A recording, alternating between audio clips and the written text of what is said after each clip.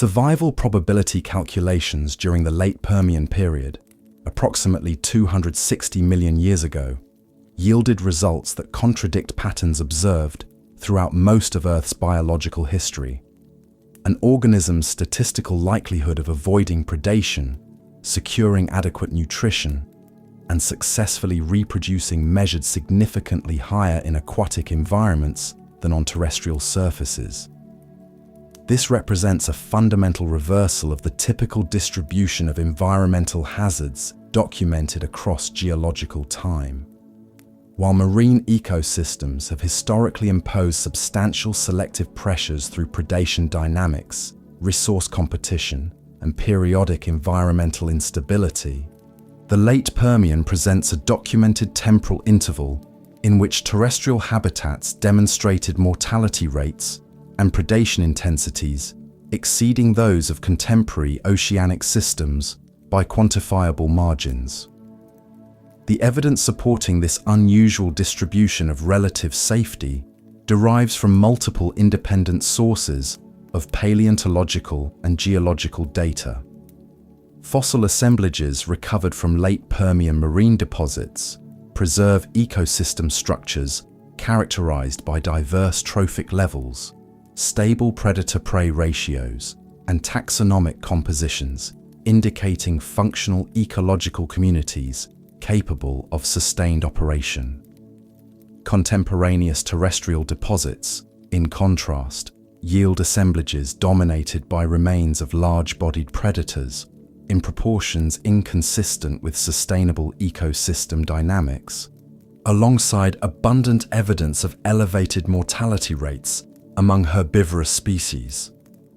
The taphonomic signatures, patterns of fossilization, bone accumulation, and skeletal modification further support interpretations indicating that terrestrial organisms faced predation pressures and environmental stresses of magnitudes rarely documented in marine systems of equivalent age. For any organism existing during this temporal window, immersion in water represented access to environmental conditions that had undergone refinement and stabilization across hundreds of millions of years of evolutionary history. Marine ecosystems possessed established nutrient cycling pathways, complex three-dimensional habitat architecture, and thermal buffering properties that moderated the extreme climatic fluctuations affecting continental landmasses.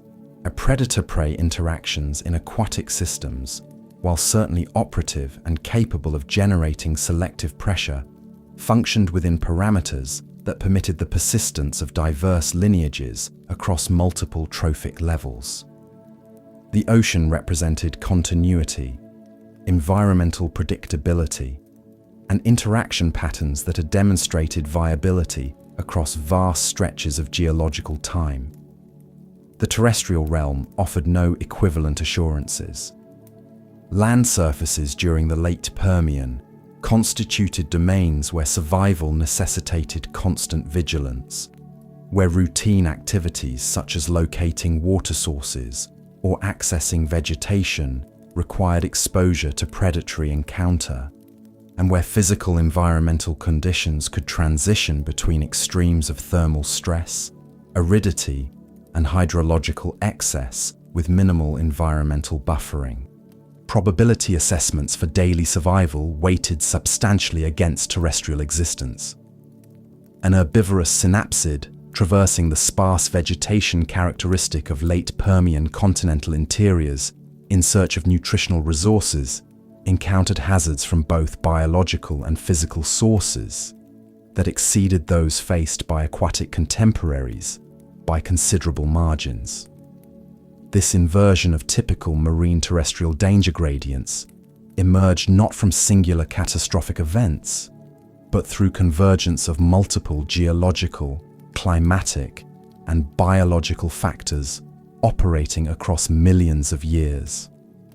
Continental landmass repositioning into a singular supercontinent configuration, combined with atmospheric circulation patterns producing extreme temperature differentials and moisture deficits across vast interior regions.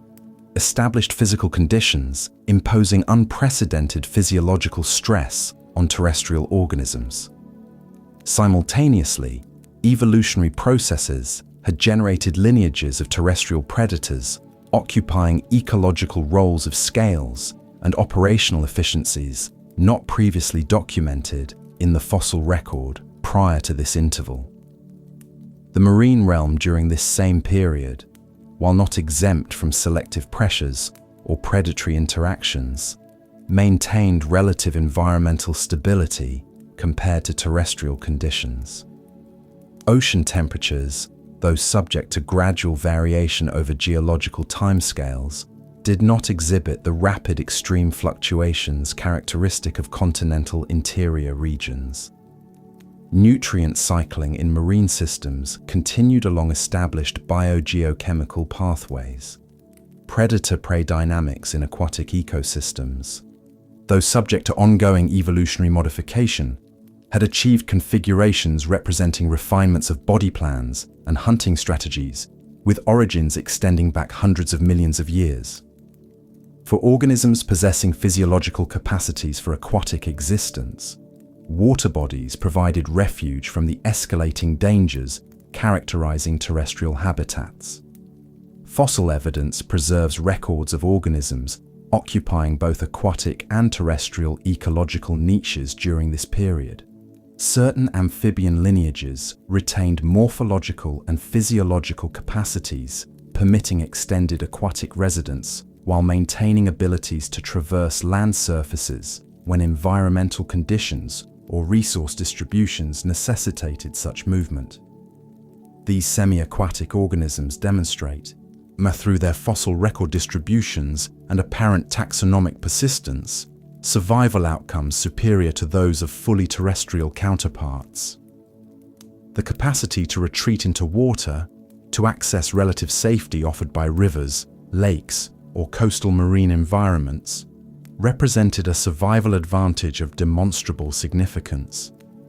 Lineages that had committed entirely to terrestrial existence, abandoning aquatic refugia their ancestors had utilized, found themselves exposed to the full intensity of dangers characterizing late Permian land surfaces. Terrestrial conditions differed fundamentally from aquatic environmental baselines. The dominant vertebrate fauna of late Permian terrestrial ecosystems belonged to Synapsida, a clade that would eventually give rise to mammalian lineages, but which, during this period, occupied ecological roles later filled by Archosaurian and Dinosaurian radiations. Within the synapsid evolutionary radiation, certain lineages had evolved morphological adaptations oriented specifically toward hypercarnivory, dietary strategies based exclusively on consumption of vertebrate prey. These organisms developed robust skull architectures capable of generating bite forces sufficient for processing large-bodied prey items, dentition modified into blade-like structures, optimized for flesh processing, and locomotor adaptations permitting either pursuit-based or ambush-based hunting strategies, depending on specific lineage adaptations. Fossil assemblages from late Permian deposits, particularly those from regions corresponding to present-day Russia and southern Africa, demonstrate predator-to-prey ratios differing substantially from those observed in earlier terrestrial ecosystems or in marine systems of equivalent geological age. Quantitative analyses of bone bed compositions reveal predatory synapsid skeletal remains in proportions suggesting population densities inconsistent with stable trophic pyramid structures characteristic of most documented ecological systems. This pattern indicates either exceptionally elevated predation pressure on prey populations, unusually high mortality rates among predatory species themselves, or simultaneous operation of both conditions. Marine fossil assemblages from identical temporal intervals preserve trophic structures more consistent with stable, sustainable ecosystem functioning.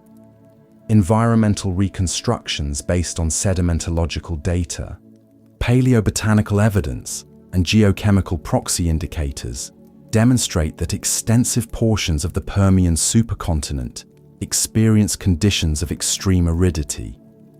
Seasonal temperature variations in continental interior regions likely exceeded tolerance ranges for numerous organismal lineages.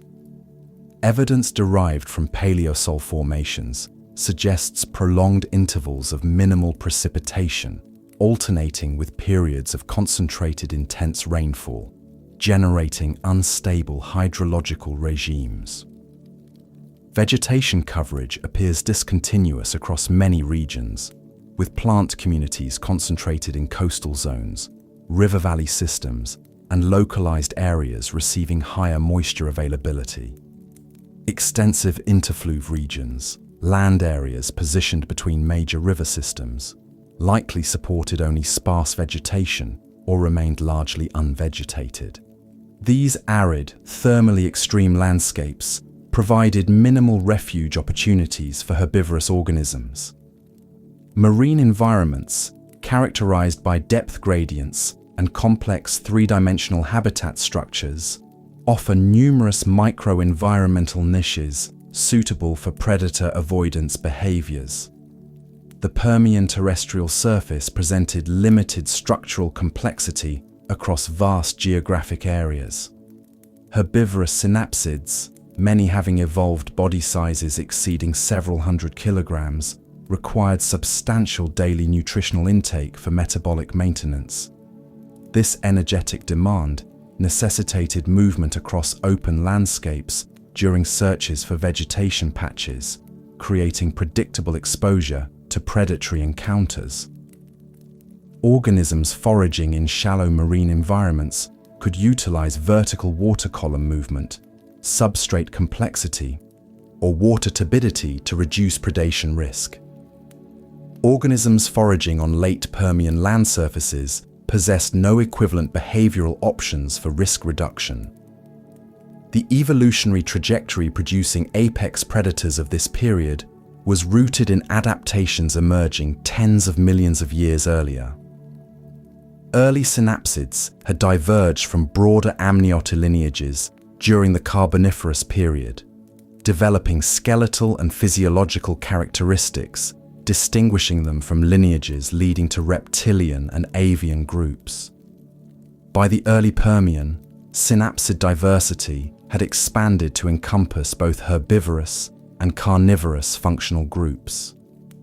Carnivorous lineages underwent progressive modifications in skull morphology, jaw mechanics, and dental specialization throughout Permian time, culminating in emergence of highly derived predatory forms during the period's final stages.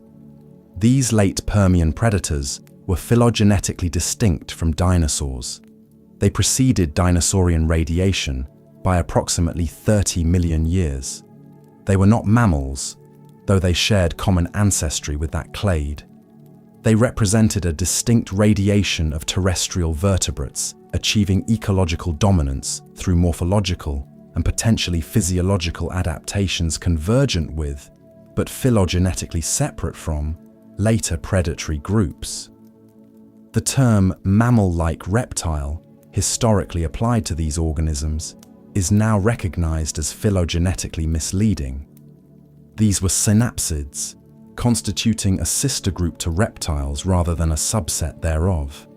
The largest members of these predatory synapsid lineages achieved body masses estimated between 250 and 300 kilograms, positioning them among the largest terrestrial predators existing up to that point in Earth's history.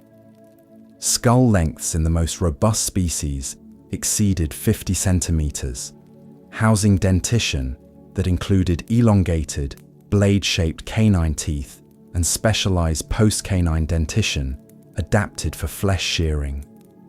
Limb proportions and pelvic girdle architecture suggest these animals possessed locomotor capabilities, adequate for active pursuit of prey across moderate distances, though energetic efficiency of their locomotor mechanics remains subject to ongoing biomechanical analysis and debate. Ecological structure of late Permian terrestrial ecosystems, as reconstructed from fossil assemblage data and depositional context analysis, indicates systems under significant ecological stress. Diversity metrics for herbivorous synapsid assemblages display patterns consistent with elevated mortality rates and potentially unstable population dynamics. Juvenile skeletal remains appear in proportions suggesting elevated predation targeting immature individuals. Evidence of bone surface modification consistent with large predator tooth marks occurs on skeletal material representing multiple herbivore species, indicating that predation pressure was not taxonomically restricted, but represented generalized pressure distributed across herbivore communities. Marine ecosystems of equivalent age do not preserve comparable signatures of predatory ecological dominance. Contemporaneous marine ecosystems, as preserved in shallow marine sedimentary deposits from the same temporal interval, exhibit divergent ecological signatures. Marine predators certainly existed during this period, including diverse chondrichthyan lineages, actinopterygian fishes, and early marine reptile groups. But trophic structures preserved in marine fossil assemblages do not demonstrate equivalent degrees of predator dominance observed in terrestrial systems. Marine herbivores and detritivorous organisms maintain diverse assemblages across multiple environments. Reef structures, though reduced in extent compared to earlier Paleozoic intervals, continued providing habitat complexity, supporting diverse communities. The marine realm had not achieved absolute safety, but it had achieved forms of ecological equilibrium absent from terrestrial environments. Explanations for this marine-terrestrial disparity in relative danger likely involve multiple interacting factors. Marine systems possess inherent buffering capacities against environmental extremes. Water's high specific heat capacity moderates temperature fluctuations across daily and seasonal timescales. Three-dimensional habitat complexity provides refugia across multiple spatial scales. Nutrient distribution through ocean current systems maintains primary productivity across broader geographic ranges than possible in terrestrial systems dependent on precipitation pattern distributions. These physical properties of marine environments establish baseline conditions, constraining degrees to which predatory pressure can destabilize ecosystem functioning. Terrestrial systems lack equivalent buffering mechanisms. Temperature extremes are transmitted directly to organisms without aqueous thermal moderation. Precipitation patterns create sharp productivity gradients across landscapes.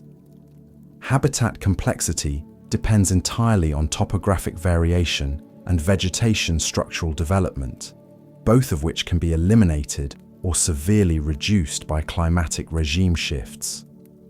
Late Permian supercontinent configuration maximized these terrestrial environmental vulnerabilities, while simultaneously concentrating landmass in geographic arrangements, promoting extreme continental climate development. The resulting conditions created environments in which survival on land required physiological tolerances and behavioral adaptations more extreme than those necessary for marine existence. Water bodies, by comparison, offered environmental conditions within parameter ranges that had proven viable for organismal life across hundreds of millions of years. This period represents a documented instance in which conventional understanding of oceanic environments as inherently more dangerous than terrestrial ones did not apply. Evidence preserved in sedimentary rock strata from multiple continental regions indicates that for several million years during late Permian time, land surfaces presented mortality risks and predation pressures exceeding those characteristic of ocean environments. This was not a brief anomalous interval, but a sustained ecological state maintained across significant stretches of geological time. Organisms inhabiting these terrestrial environments existed under selective pressures of unusual intensity, navigating a world in which routine activities such as foraging or accessing water resources could result in encounters with predators of formidable physical capability, operating in environments offering minimal concealment opportunities. Optimal statistical outcomes, representing highest probabilities of continued existence, were associated with remaining submerged beneath water surfaces. Approximately 300 million years ago, the major continental landmasses of Earth had undergone a prolonged series of tectonic convergences, gradually assembling into a singular supercontinent configuration, now designated Pangaea. This process of continental amalgamation, driven by the slow movement of lithospheric plates across the underlying asthenosphere, reached its most complete expression during the Permian Period, spanning roughly 298 to 252 million years ago. The resulting landmass represented the largest continuous continental surface assembled since the earlier supercontinent Rodinia, and its existence exerted profound and far-reaching influences on atmospheric circulation patterns, oceanic current systems, climate regimes, and the distribution of biological communities across the planet's surface. Pangaea extended from polar regions in the south to polar regions in the north, spanning nearly the entire latitudinal range of the planet. Its geographic configuration was asymmetrical. The southern portion, corresponding to the landmass assemblage previously referred to in geological literature as Gondwana, was substantially larger in area than the northern portion, corresponding to the assemblage previously designated Laurasia. These two broad regions remained loosely connected through a central equatorial zone, with the overall supercontinent oriented in a roughly north-south elongation across the planetary surface. The single ocean surrounding Pangaea, designated Panthalassa, covered the remaining surface area of the planet, representing a body of water vastly larger in extent than any ocean existing in the present configuration of Earth's surface.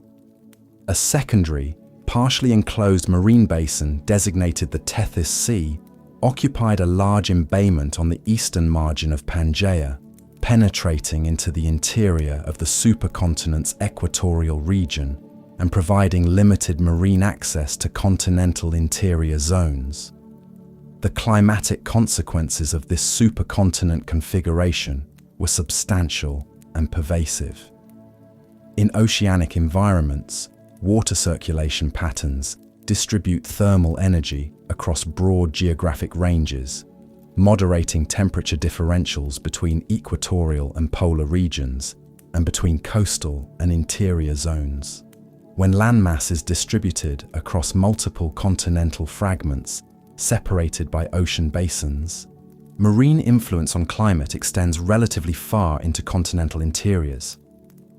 Pangaea's singular, continuous landmass configuration eliminated this moderating influence across its vast interior regions. Areas situated far from coastlines, and given Pangaea's scale, such areas were extensive, received minimal marine climatic buffering. Atmospheric moisture delivered by oceanic evaporation and transported inland by prevailing wind systems was largely depleted before reaching deep interior zones, resulting in conditions of extreme aridity across enormous geographic areas.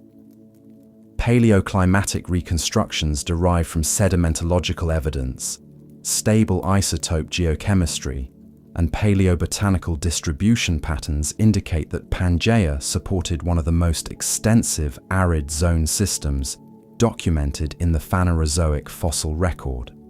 Evaporate deposits, sedimentary formations produced by the evaporation of mineral-rich waters under conditions of high temperature and low precipitation, occur extensively in Permian strata from multiple continental regions.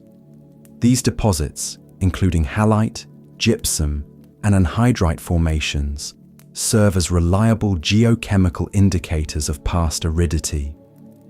Their widespread distribution across Permian sedimentary sequences, from regions corresponding to present-day North America, Europe, and Central Asia, indicates that vast areas of Pangaea experience persistently dry conditions across extended temporal intervals. The equatorial regions of Pangaea present a more complex climatic picture.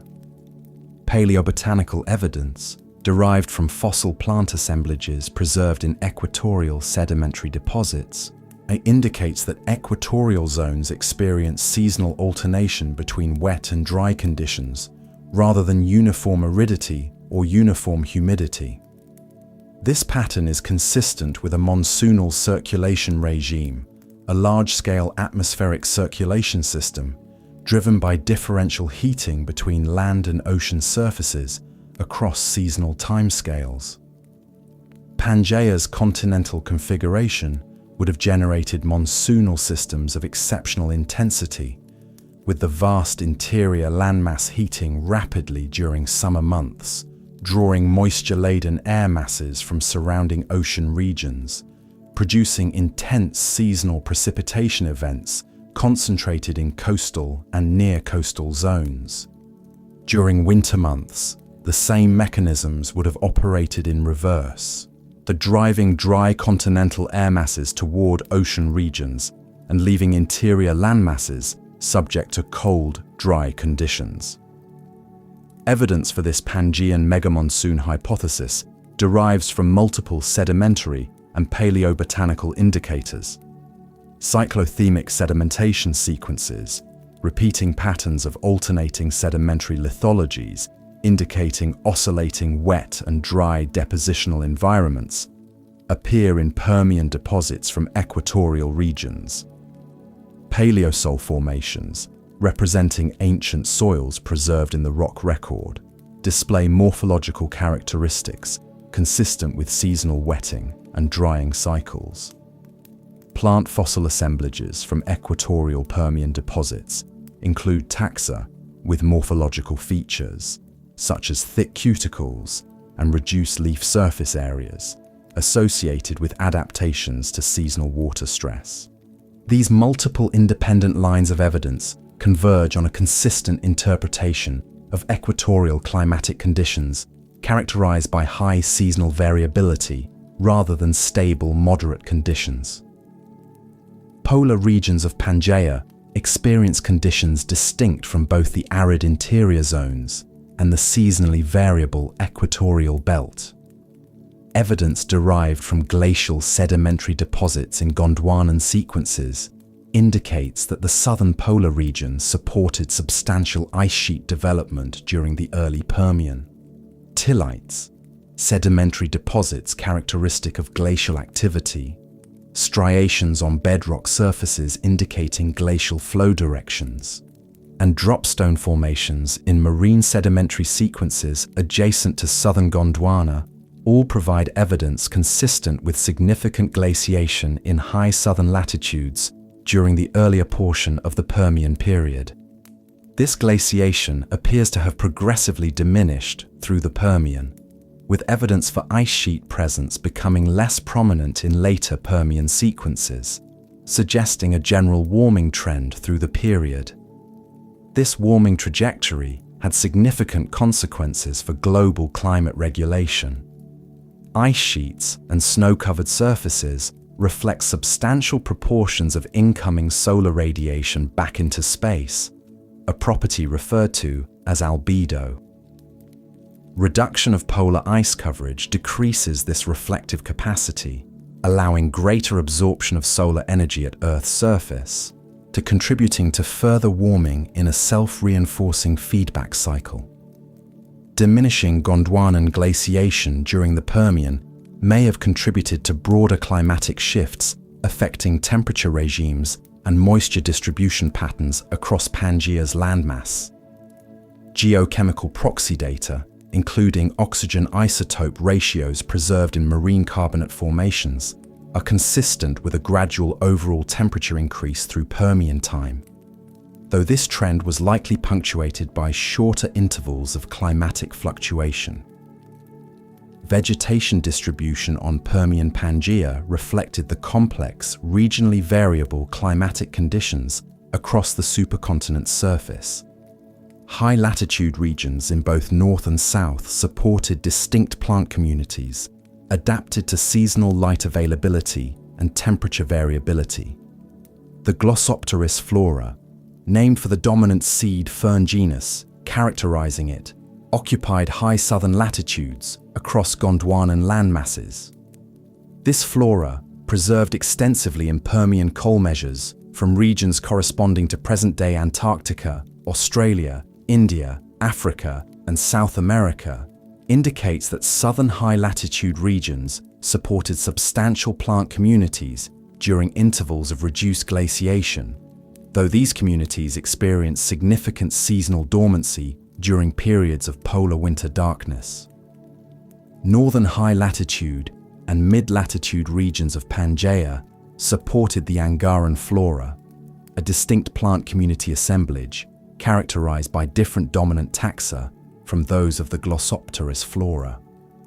Equatorial regions preserved evidence of transitional vegetation zones, with plant communities reflecting adaptation to the pronounced seasonal moisture variability characteristic of monsoonal climate regimes. These equatorial plant assemblages lack the dominant structures of either the high-latitude floras, suggesting more dynamic community compositions responding to the high environmental variability of their climatic setting. Interior arid zones of Pangaea, comprising the most extensive geographic areas of the supercontinent, appear to have supported only limited vegetation. Plant fossil assemblages are sparse or absent from sedimentary deposits interpreted as representing interior arid regions, consistent with conditions inhospitable to sustained plant community development. Wind-blown sedimentary structures, cross-bedded sandstone formations with geometries characteristic of aeolian dune systems, occur extensively in Permian interior deposits, indicating active sand transport by wind across surfaces with insufficient vegetation cover to stabilize sediments. These aeolian deposits provide some of the most direct evidence for the extent and intensity of Permian aridity across continental interior regions. Topographic variation across Pangaea introduced regional complexity into the broad climatic patterns established by continental configuration and latitudinal position. Mountain systems formed during the tectonic collisions that assembled Pangaea produced orographic effects on regional precipitation patterns. Windward slopes of major mountain systems received elevated precipitation as air masses were forced to rise over topographic barriers, leading to cooling and moisture condensation. Leeward regions, lying in the rain shadow of mountain barriers, received reduced precipitation and experienced more arid conditions. The Hercynian and Uralian mountain systems, formed during continental collision events contributing to Pangaea's assembly, generated such orographic effects across significant portions of the supercontinent's equatorial and mid-latitude regions. River systems draining these highland regions carried sediment into adjacent lowland basins, depositing fluvial sedimentary sequences that preserve biological remains and environmental indicators. These river valley systems, and the lakes associated with them, represent zones of elevated productivity and biological diversity within the broader arid landscape context. Paleontological evidence from Permian fluvial and lacustrine deposits preserves records of biological communities occupying these relatively resource-rich corridors, demonstrating that despite the challenging overall environmental conditions, zones of elevated biological productivity existed within the continental interior. Atmospheric composition during the Permian differed from present-day values in ways potentially significant for biological functioning. Carbon dioxide concentrations, as reconstructed from geochemical proxy methods, appear to have been elevated relative to modern pre-industrial levels during portions of the Permian, though precise quantification of ancient atmospheric gas compositions carries inherent uncertainty. Oxygen concentrations, based on models incorporating carbon and sulfur cycle dynamics, may have been somewhat lower than modern values during portions of Permian time, with potential implications for aerobic metabolic efficiency in terrestrial organisms. These atmospheric compositional factors, operating in combination with extreme thermal conditions and aridity in interior regions, contributed to the overall physiological challenges faced by terrestrial organisms inhabiting Pangaea's continental surfaces. Soil formation processes on Permian Pangaea reflect the variable hydrological regimes characterizing different regions of the supercontinent. Paleosol profiles preserved in Permian continental sedimentary sequences provide detailed records of ancient soil chemistry, structure, and moisture conditions. Calcic paleosols, characterized by carbonate accumulations within soil profiles, indicate semi-arid to arid conditions with seasonal precipitation. Vertic paleosols, displaying shrink-swell structures produced by alternating wetting and drying of clay-rich soils, indicate seasonally variable moisture regimes.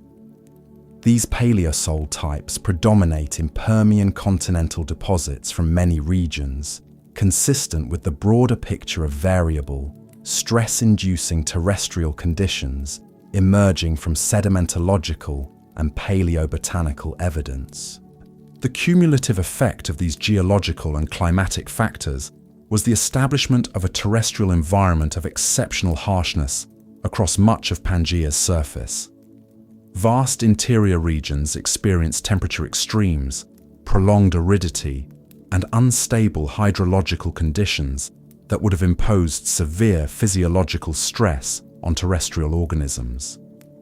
Even in more productive zones, river valleys, coastal regions, equatorial monsoonal belts, environmental conditions remained substantially more variable and unpredictable than those characterizing contemporaneous marine environments. The physical landscape of Pangaea was not uniformly hostile, but the preponderance of its surface area fell within environmental parameter ranges, imposing significant challenges on biological systems attempting to maintain stable populations and functional ecosystem structures. These physical conditions did not exist in isolation from biological processes. Ecosystems do not simply reflect physical environmental parameters passively. They interact with those parameters through biogeochemical cycling, through modification of local hydrological regimes by vegetation, and through the evolutionary responses of organisms to the selective pressures imposed by their environments. The biological communities that developed on Permian Pangaea did so in the context of these demanding physical conditions, and the adaptations they evolved both reflected those conditions and in turn influenced them. The shape of Pangaea, its geography, its climate, its soils, its drainage systems, formed the physical foundation upon which the biological dramas of the late Permian would unfold across millions of years.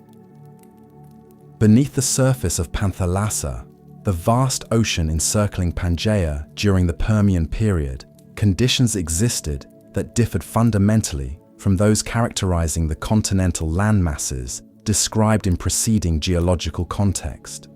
The term silent, applied to these ancient ocean systems, does not imply biological inactivity or ecological simplicity. Rather, it reflects a quality of environmental stability, a relative constancy of physical parameters and ecological functioning that stood in measurable contrast to the volatility and extremity dominating terrestrial systems during the same temporal interval. Permian oceans were biologically active, ecologically complex, and subject to their own forms of selective pressure and evolutionary change. What distinguished them from contemporary terrestrial environments was not absence of biological interaction, but rather the presence of physical buffering mechanisms that moderated the intensity and frequency of environmental disruption experienced by organisms inhabiting aquatic systems. Water possesses physical properties that fundamentally constrain the degree to which environmental conditions can vary across short temporal and spatial scales. The specific heat capacity of water, the quantity of thermal energy required to raise a given mass of water by a defined temperature increment, is substantially higher than that of air or most solid substrates. This property means that water bodies absorb and release thermal energy at rates much slower than atmospheric systems or land surfaces. A body of water exposed to solar radiation gains temperature slowly compared to an equivalent area of land surface under identical radiation intensity. Conversely, a water body losing thermal energy to cooler atmospheric conditions cools at rates substantially slower than land surfaces under equivalent conditions. This thermal inertia generates the moderating effect that oceanic and large lacustrine systems exert on regional climate patterns, and it simultaneously provides the organisms inhabiting those water bodies with protection against the rapid, extreme temperature fluctuations experienced by terrestrial organisms. For marine organisms inhabiting Permian oceans, this thermal buffering translated directly into reduced physiological stress across daily and seasonal timescales. Terrestrial organisms, during the same period, faced temperature differentials between day and night conditions and between summer and winter seasons that likely exceeded the tolerance ranges of many biological systems, particularly in continental interior regions, where marine moderating influences were absent. Marine organisms, particularly those inhabiting deeper water zones, where thermal stability was further enhanced by the physical properties of water column stratification, experienced temperature regimes of substantially lower variability. Even shallow marine environments, subject to greater thermal fluctuation than deeper zones, maintain temperature ranges constrained by the buffering properties of the surrounding water mass. Ocean chemistry during the Permian, while subject to gradual variation over geological timescales, has maintained conditions compatible with sustained biological functioning across the period. Seawater chemistry is regulated by a complex of biogeochemical cycling processes involving exchange between dissolved oceanic constituents and sedimentary mineral phases, atmospheric gas exchange, riverine input from continental weathering, and biological processing through photosynthesis, respiration, and calcification. These interacting regulatory mechanisms collectively maintain ocean chemistry within parameter ranges that, while not static, change gradually enough to permit evolutionary adaptation by marine lineages. Abrupt, catastrophic perturbations to ocean chemistry do occur in the geological record and can generate major biological disruptions. But during the main body of the Permian period, prior to the terminal volcanic and climatic perturbations associated with the end Permian extinction event, ocean chemistry appears to have remained within ranges supporting diverse and productive marine ecosystems. Dissolved oxygen concentrations in Permian ocean water represent one chemical parameter of particular biological significance. Oxygen is consumed by aerobic respiration in marine organisms and by oxidation of organic matter during its decomposition in the water column and sediments. It is replenished through atmospheric exchange at the ocean surface and through photosynthesis by marine primary producers. The balance between oxygen consumption and replenishment determines whether a given water mass remains oxygenated and capable of supporting aerobic life, or becomes depleted in oxygen, a condition designated dysoxia or, in extreme cases, anoxia. Evidence from Permian marine sedimentary sequences indicates variable oxygen conditions in different ocean basins and depth zones, with some regions experiencing periodic or sustained dysoxic conditions, particularly in deeper, poorly circulated water masses. However, shallow marine environments, reef systems, and productive coastal zones appear to have maintained adequate oxygenation to support diverse aerobic communities through much of Permian time. Marine primary productivity during the Permian was supported by photosynthetic organisms concentrated in the photic zone, the uppermost layer of the water column penetrated by sufficient solar radiation to sustain photosynthesis. This zone extended to depths variable depending on water clarity and turbidity conditions, but generally represented a layer of biological productivity driving energy flow through the broader marine ecosystem. Phytoplankton communities, including various unicellular algal and cyanobacterial lineages, formed the base of pelagic food webs. Benthic primary production, carried out by algae and cyanobacterial mats attached to seafloor substrates in shallow illuminated environments, contributed additional organic matter to shallow marine ecosystems. These primary production pathways established the energetic foundation supporting the diverse assemblages of consumers inhabiting Permian marine environments. Reef systems occupied particularly significant ecological roles in Permian marine ecosystems. Paleozoic reef structures differed in their dominant biological constructors from the coral-dominated reefs familiar from modern tropical oceans. Permian reef systems were primarily constructed by sponges, particularly calcareous sponge groups, including various hypercalcified forms, along with bryozoans, calcareous algae, and other sessile carbonate-secreting organisms. These reef structures created complex three-dimensional habitat architectures in shallow marine environments, providing physical complexity, supporting diverse associated communities of mobile invertebrates, fish, and other organisms. The structural heterogeneity generated by reef systems creates the microenvironmental diversity that supports high species richness in associated communities. As different species utilize different components of reef structure for feeding, shelter, reproduction, and refuge from predation. Reef-associated communities in Permian marine sequences preserve evidence of diverse ecological interactions among numerous coexisting species. Gastropod mollusks, bivalves, brachiopods, echinoderms, bryozoans, foraminifera, and various arthropod lineages all contributed to the diverse invertebrate faunas associated with Permian reef and carbonate platform environments.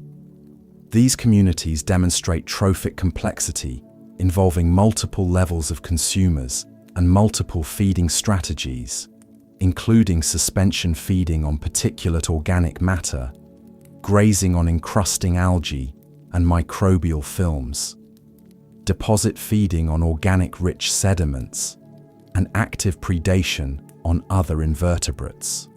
The diversity of feeding strategies and the taxonomic richness of Permian reef communities indicate ecosystems capable of sustaining complex interaction networks and maintaining function across a range of environmental conditions. Fish diversity in Permian marine environments, while not equivalent to the radiations that would occur in subsequent geological periods, represented the continuation and diversification of lineages with deep evolutionary histories in aquatic systems. Chondrichthyan fishes, the cartilaginous fish clade encompassing modern sharks, rays, and chimeras, had been present in marine ecosystems since the Devonian period and had undergone multiple evolutionary radiations by Permian time. Permian chondrichthyan assemblages, as documented from tooth and scale microfossils recovered from marine sedimentary sequences, were taxonomically diverse and ecologically varied, encompassing forms likely adapted to different prey types, depth zones, and hunting strategies. Actinopterygian fishes, the ray-finned fish group that would eventually dominate both marine and freshwater aquatic ecosystems, were present and diversifying during the Permian, with paleontological evidence indicating multiple lineages occupying various ecological roles in marine and freshwater environments. Cephalopod mollusks represented ecologically significant predatory components of Permian marine ecosystems.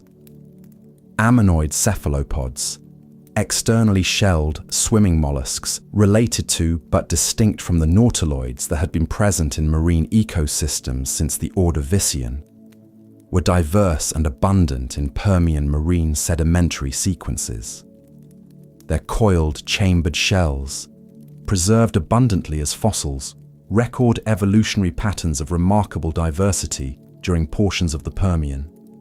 Ammonoids occupied pelagic and nectonic ecological roles, actively swimming through water columns in pursuit of prey or in seasonal migration patterns. Their distribution across multiple ocean basins and depth zones indicates broad ecological tolerances and successful exploitation of diverse marine habitats. Alongside ammonoids, nautiloid lineages continued as components of Permian marine faunas, their conservative body plan indicating long-term ecological success in marine environments. Marine reptile groups had not yet achieved the ecological prominence they would attain during subsequent Mesozoic intervals. The Permian marine fauna was dominated by invertebrates and fish, with reptilian groups beginning to explore aquatic ecological niches but not yet generating the highly derived fully marine forms characterizing Triassic and later marine reptile radiations. Early precursors to later marine reptile groups may have occupied coastal and shallow marine habitats, transitioning between terrestrial and aquatic existence in patterns somewhat analogous to modern semi-aquatic reptiles. This early stage of marine reptile exploration represents a biological dynamic operating at the interface between terrestrial and marine realms, with organisms testing the ecological opportunities available in water environments even as terrestrial conditions deteriorated. The comparative ecological stability of Permian marine environments is perhaps most clearly expressed through examination of diversity metrics across geological time. Marine invertebrate diversity, as measured through species richness and functional group representation in fossil assemblages, remained relatively high through much of the Permian period. Comparison of early Permian and mid-Permian marine assemblages does not reveal dramatic diversity reduction or major structural reorganization of community composition, consistent with severe environmental disruption. This pattern of maintained diversity stands in contrast to terrestrial assemblage dynamics, which show evidence of greater ecological instability, higher taxonomic turnover rates, and less stable trophic structures across the same temporal intervals. Sedimentary evidence from Permian marine sequences further supports interpretations of relative stability. Carbonate platform sequences, accumulations of limestone and related carbonate rocks deposited in shallow, clear, biologically productive marine environments, show continuous deposition through much of the Permian, indicating sustained conditions suitable for carbonate-secreting organisms. Interruptions to carbonate platform development, which can indicate episodes of environmental perturbation affecting shallow marine communities, are less frequent in Permian sequences than might be expected if marine environments had experienced disruption comparable to that evident in terrestrial systems. The sedimentary record, in this respect, preserves a signature of sustained marine productivity and relative environmental stability that contrasts with the more disturbed signatures preserved in contemporaneous terrestrial depositional systems. Temperature gradients within the Permian Ocean provided additional ecological complexity, supporting biological diversity. Surface waters in equatorial regions maintained higher temperatures than high-latitude surface waters, and this latitudinal temperature gradient drove thermohaline circulation, the large-scale pattern of ocean water movement driven by density differences produced by temperature and salinity variations. Thermohaline circulation distributes dissolved nutrients from deeper, nutrient-rich water masses into surface zones where light availability permits photosynthetic utilization. This nutrient distribution mechanism sustains primary productivity across broad geographic ranges of ocean surface, supporting the food webs dependent on that productivity. The existence of functioning thermohaline circulation in Permian oceans, as inferred from sedimentological and geochemical evidence, indicates that the basic physical mechanisms supporting broad-scale marine productivity were operational throughout the period. Deep ocean environments, while less directly documented in the fossil record due to the limited preservation potential of deep-sea sedimentary sequences over such extended geological time, would have maintained conditions of very high thermal stability and relative chemical consistency. Organisms adapted to deep water existence faced environmental parameters of low variability compared to any shallow marine and freshwater or terrestrial habitat. Pressure increases with depth in the ocean water column at regular rates, and organisms adapted to specific pressure ranges inhabit relatively stable physical environments along depth gradients. While deep ocean environments impose their own physiological demands on organisms, requiring adaptations to elevated pressure, low temperature, and limited food availability derived from sinking organic matter from surface waters, these environments are characterized by the high temporal stability that distinguishes marine systems generally from terrestrial ones.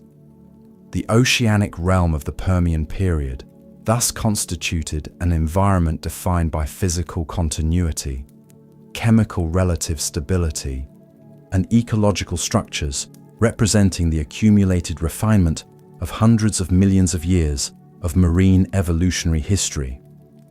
It was not a static or unchanging environment, and it was not free from selective pressure or predatory interaction.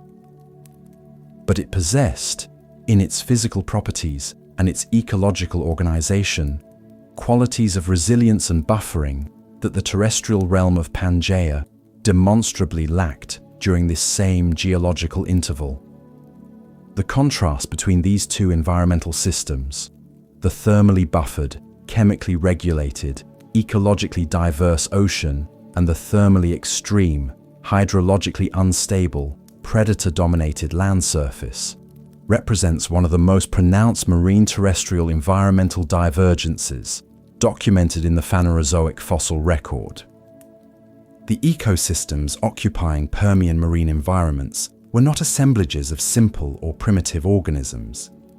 They were the products of evolutionary processes extending back hundreds of millions of years, refined through successive intervals of environmental change, biological innovation, and ecological reorganization.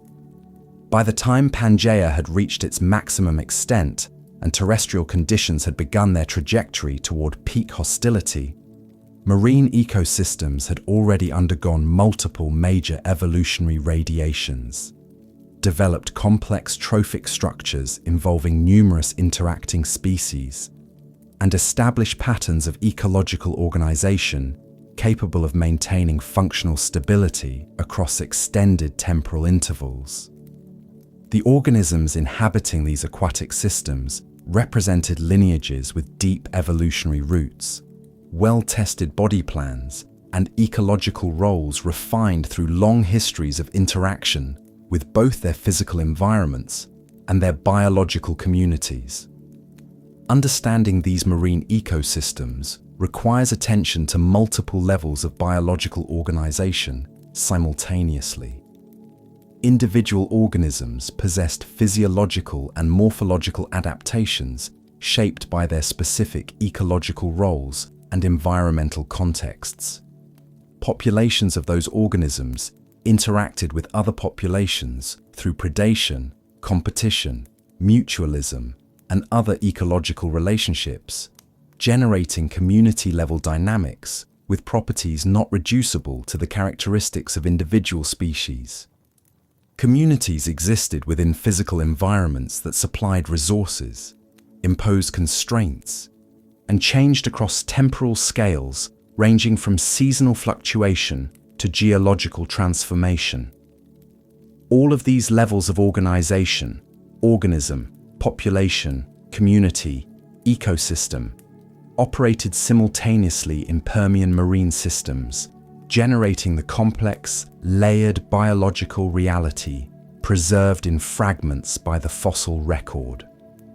Among the most ecologically significant groups inhabiting Permian marine environments were the invertebrates, organisms lacking vertebral columns and representing the overwhelming majority of animal species diversity in both ancient and modern ecosystems. Brachiopods, marine invertebrates possessing two-valved shells, superficially similar in appearance to bivalve mollusks, but phylogenetically and anatomically distinct, reached their greatest evolutionary diversity and ecological prominence during the Paleozoic era, of which the Permian was the final period. Permian marine sedimentary sequences from multiple paleogeographic regions preserve diverse brachiopod assemblages, with individual fossil beds sometimes yielding dozens of distinct species representing a range of body sizes, shell morphologies, and inferred ecological strategies. These organisms filtered suspended organic particles from the water column using a specialized feeding organ designated the lopophore, a ciliated tentacular structure capable of creating water currents, drawing food particles toward the animal's mouth. Brachiopod-dominated communities occupied extensive areas of shallow marine substrate during the Permian, particularly on carbonate platforms and in other environments characterized by clear, oxygenated water and relatively stable substrate conditions. Their abundance and diversity in Permian fossil assemblages indicates that suspension feeding represented a highly productive ecological strategy in these marine environments, supported by sufficient concentrations of suspended organic matter in the water column to sustain dense populations of filter-feeding organisms. The ecological success of brachiopods during this interval reflects both the productivity of Permian marine primary production systems and the stable physical conditions allowing dense benthic communities to establish and persist across extended time intervals. The echinoderms, the phylum encompassing sea stars, sea urchins, brittle stars, sea cucumbers, and crinoids, among other groups, were prominent and diverse components of Permian marine ecosystems. Crinoids, in particular, achieved remarkable abundance and diversity during the Paleozoic, forming dense communities on shallow marine substrates and contributing substantially to carbonate sediment production through the accumulation of their calcite skeletal plates following death. Permian crinoid assemblages, preserved in limestone formations from multiple continental regions, demonstrate the persistence and ecological prominence of this group through the final stages of the Paleozoic era. Crinoids occupied suspension-feeding ecological roles analogous in some respects to brachiopods, extending their feeding arms into the water column to capture suspended organic particles. But their motility capacities and skeletal architectures differed substantially from brachiopods, and they occupied somewhat different microhabitats within marine communities. Mollusks represented another major invertebrate group with significant ecological presence in Permian marine systems. Bivalve mollusks, though not yet as dominant in marine benthic communities as they would become following the end Permian extinction event, were present and ecologically active in Permian marine environments. Gastropod mollusks occupied both benthic and, in some cases, pelagic ecological roles, with diverse feeding strategies including grazing on algae and microbial films, predation on other invertebrates, and scavenging on organic material. The ammonoid cephalopods previously described in the context of marine ecosystem structure represented some of the most ecologically dynamic and taxonomically diverse mollusks of the Permian Ocean. Their complex suture patterns and varied shell morphologies suggesting a range of depth preferences and locomotor capabilities among different lineages. Arthropods maintain diverse representations in Permian marine ecosystems, though the dominant arthropod groups of earlier Paleozoic marine communities had undergone substantial changes by Permian time. Trilobites, the iconic three-lobed arthropods that had been major components of Paleozoic marine communities since the Cambrian period, persisted into the Permian, but had undergone significant diversity reduction compared to their earlier Paleozoic abundance. The trilobite lineages present during the Permian represented a small fraction of the taxonomic diversity achieved by the group during earlier periods, and their ecological roles in Permian communities were correspondingly reduced. Other arthropod groups, including various crustacean lineages, maintained or expanded their ecological participation in marine systems during the Permian, occupying roles ranging from microscopic planktonic forms to larger benthic and nectonic organisms. Foraminifera, single-celled organisms secreting mineralized tests or shells of diverse morphologies, represent a group of exceptional significance for Permian marine ecosystem reconstruction. While individual foraminiferan organisms are microscopic, their tests accumulate in marine sediments in enormous quantities, and their taxonomic compositions in sedimentary sequences provide detailed records of environmental conditions through time. Permian foraminifera were taxonomically diverse, with particularly notable groups including the fusulinids, large, complex foraminifera, reaching sizes of several centimeters in some species, exceptional dimensions for single-celled organisms. Fusulinid diversity and abundance in Permian marine sequences serves as an indicator of productive, stable marine conditions, and their distribution patterns across paleogeographic regions provides information about ancient ocean circulation and environmental gradients. The three-dimensional structure of Permian marine ecosystems extended from the seafloor upward through the water column to the ocean surface. Benthic communities, those inhabiting seafloor substrates, varied substantially depending on substrate type, water depth, energy level, and oxygenation conditions.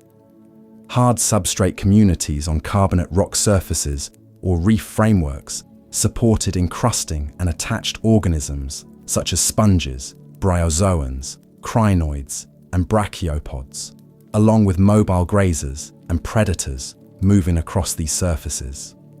Soft substrate communities on muddy or sandy seafloors supported burrowing organisms, infaunal species living within the sediment, alongside surface-dwelling epifaunal forms.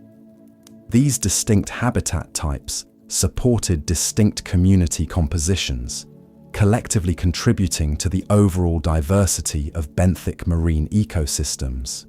Pelagic communities, those inhabiting the open water column above the seafloor, occupied an entirely different physical and ecological domain within the same marine system. Planktonic organisms, incapable of sustained directed swimming and therefore transported by water currents, occupied the photic zone in enormous abundances, forming the base of pelagic food webs. Nectonic organisms, capable of directed swimming against water currents, occupied higher trophic levels in pelagic systems, actively pursuing prey through the water column. Fish, cephalopods, and various other swimming animals constituted the nekton of Permian pelagic ecosystems, with food webs structured around the transfer of energy from planktonic primary producers through successive levels of consumers. Interactions between benthic and pelagic ecosystem components linked these spatially distinct communities into integrated functional systems. Organic matter produced in surface waters through photosynthesis sank through the water column as particulate material. Dead cells, fecal pellets, and aggregated organic particles, delivering energy and nutrients to benthic communities. This biological pump, as it is designated in oceanographic literature, represents a fundamental mechanism connecting surface productivity to deep water and seafloor ecosystems. Benthic organisms processing this sinking organic material recycled nutrients back into dissolved form, from which ocean circulation could eventually return them to surface waters to support renewed primary production. These biogeochemical cycling pathways maintained the productivity of Permian marine systems across the vast extent of Panthalassa. Freshwater aquatic environments during the Permian period deserve consideration alongside marine systems, as they represent additional aquatic refugia, distinct from oceanic habitats.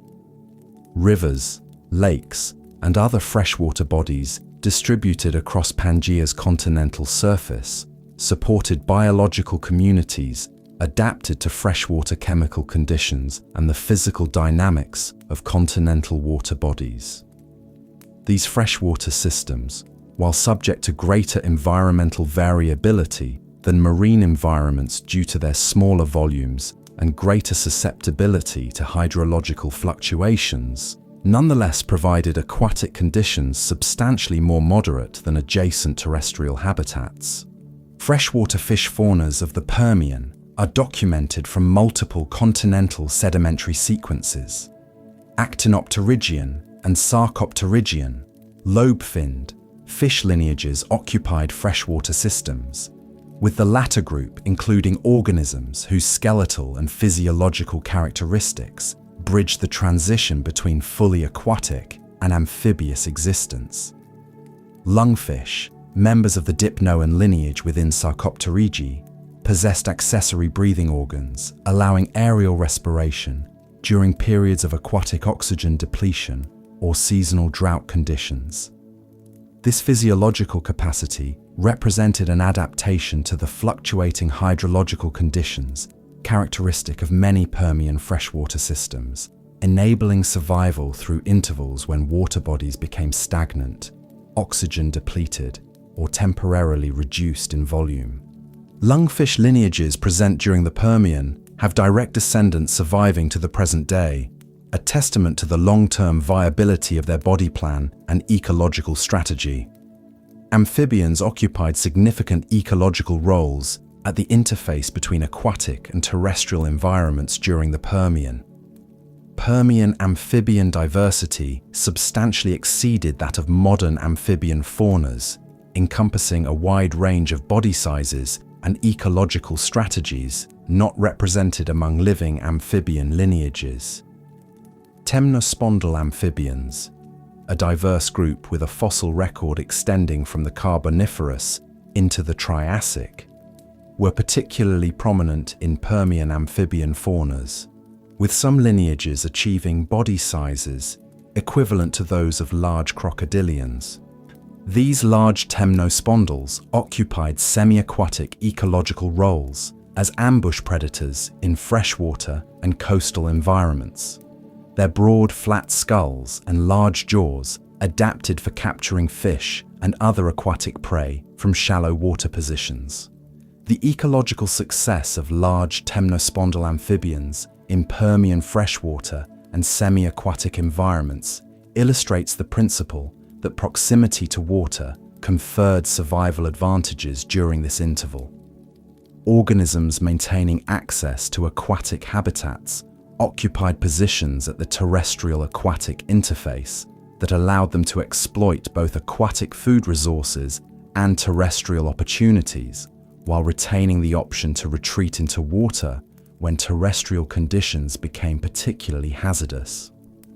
This behavioral flexibility, rooted in the physiological capacities of amphibious body plans, represents a form of ecological hedging, distributing exposure to risk across two environmental domains rather than committing entirely to the more dangerous terrestrial one. Smaller amphibian lineages occupied more fully aquatic niches in Permian freshwater systems, rarely venturing onto land and deriving their resources primarily from aquatic food webs. These organisms, less visible in the fossil record than their larger relatives, but nonetheless components of freshwater ecosystem diversity, represent the continuation of ecological strategies with origins in the earliest transitions of vertebrate life onto land. Their persistence as aquatic or semi-aquatic organisms, rather than committing to full terrestrialization, may reflect selective pressures operating during the Permian that favored retention of aquatic capacities, pressures rooted in the same terrestrial dangers that made Permian land surfaces such inhospitable environments for organisms lacking defensive adaptations. The evolutionary dynamics of Permian aquatic communities proceeded at a pace and intensity different from those characterizing contemporaneous terrestrial lineages. Marine and freshwater organisms during this interval were subject to evolutionary pressures, predation, competition, environmental change. But these pressures operated within physical contexts, characterized by greater stability and predictability than those of terrestrial systems. Evolutionary responses to stable, consistent selection pressures tend to produce gradual, cumulative morphological and physiological change rather than rapid, dramatic reorganization. Marine and freshwater Permian lineages, as documented in the fossil record, generally display patterns of gradual taxonomic change, with new forms appearing through modification of existing lineages rather than through rapid adaptive radiation in response to ecological crisis. This pattern contrasts with the more dynamic evolutionary changes occurring in terrestrial lineages exposed to the intense and variable selective pressures of Permian land environments.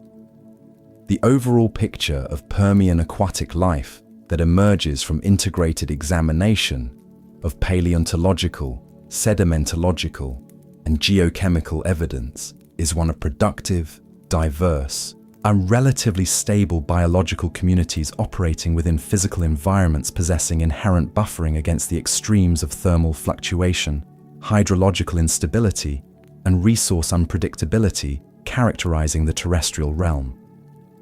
These communities were not isolated from broader planetary processes. The same volcanic, climatic, and geochemical forces that would eventually devastate terrestrial ecosystems would ultimately affect marine systems as well. But during the main interval of Permian time, before the terminal catastrophe of the end Permian extinction event, aquatic ecosystems maintained the structural integrity, ecological diversity, and functional stability that distinguish them from the increasingly stressed and predator-dominated communities inhabiting Pangaea's land surfaces. Before the age of dinosaurs, before the emergence of the great reptilian lineages that would come to define popular understanding of prehistoric life, the terrestrial ecosystems of Pangaea were governed by a different group of organisms entirely. These were the synapsids, a clade of amniote vertebrates whose evolutionary history on land preceded the dinosaurian radiation by tens of millions of years, and whose ecological dominance during the Permian period represented the first sustained occupation of large-bodied terrestrial vertebrate niches in Earth's history.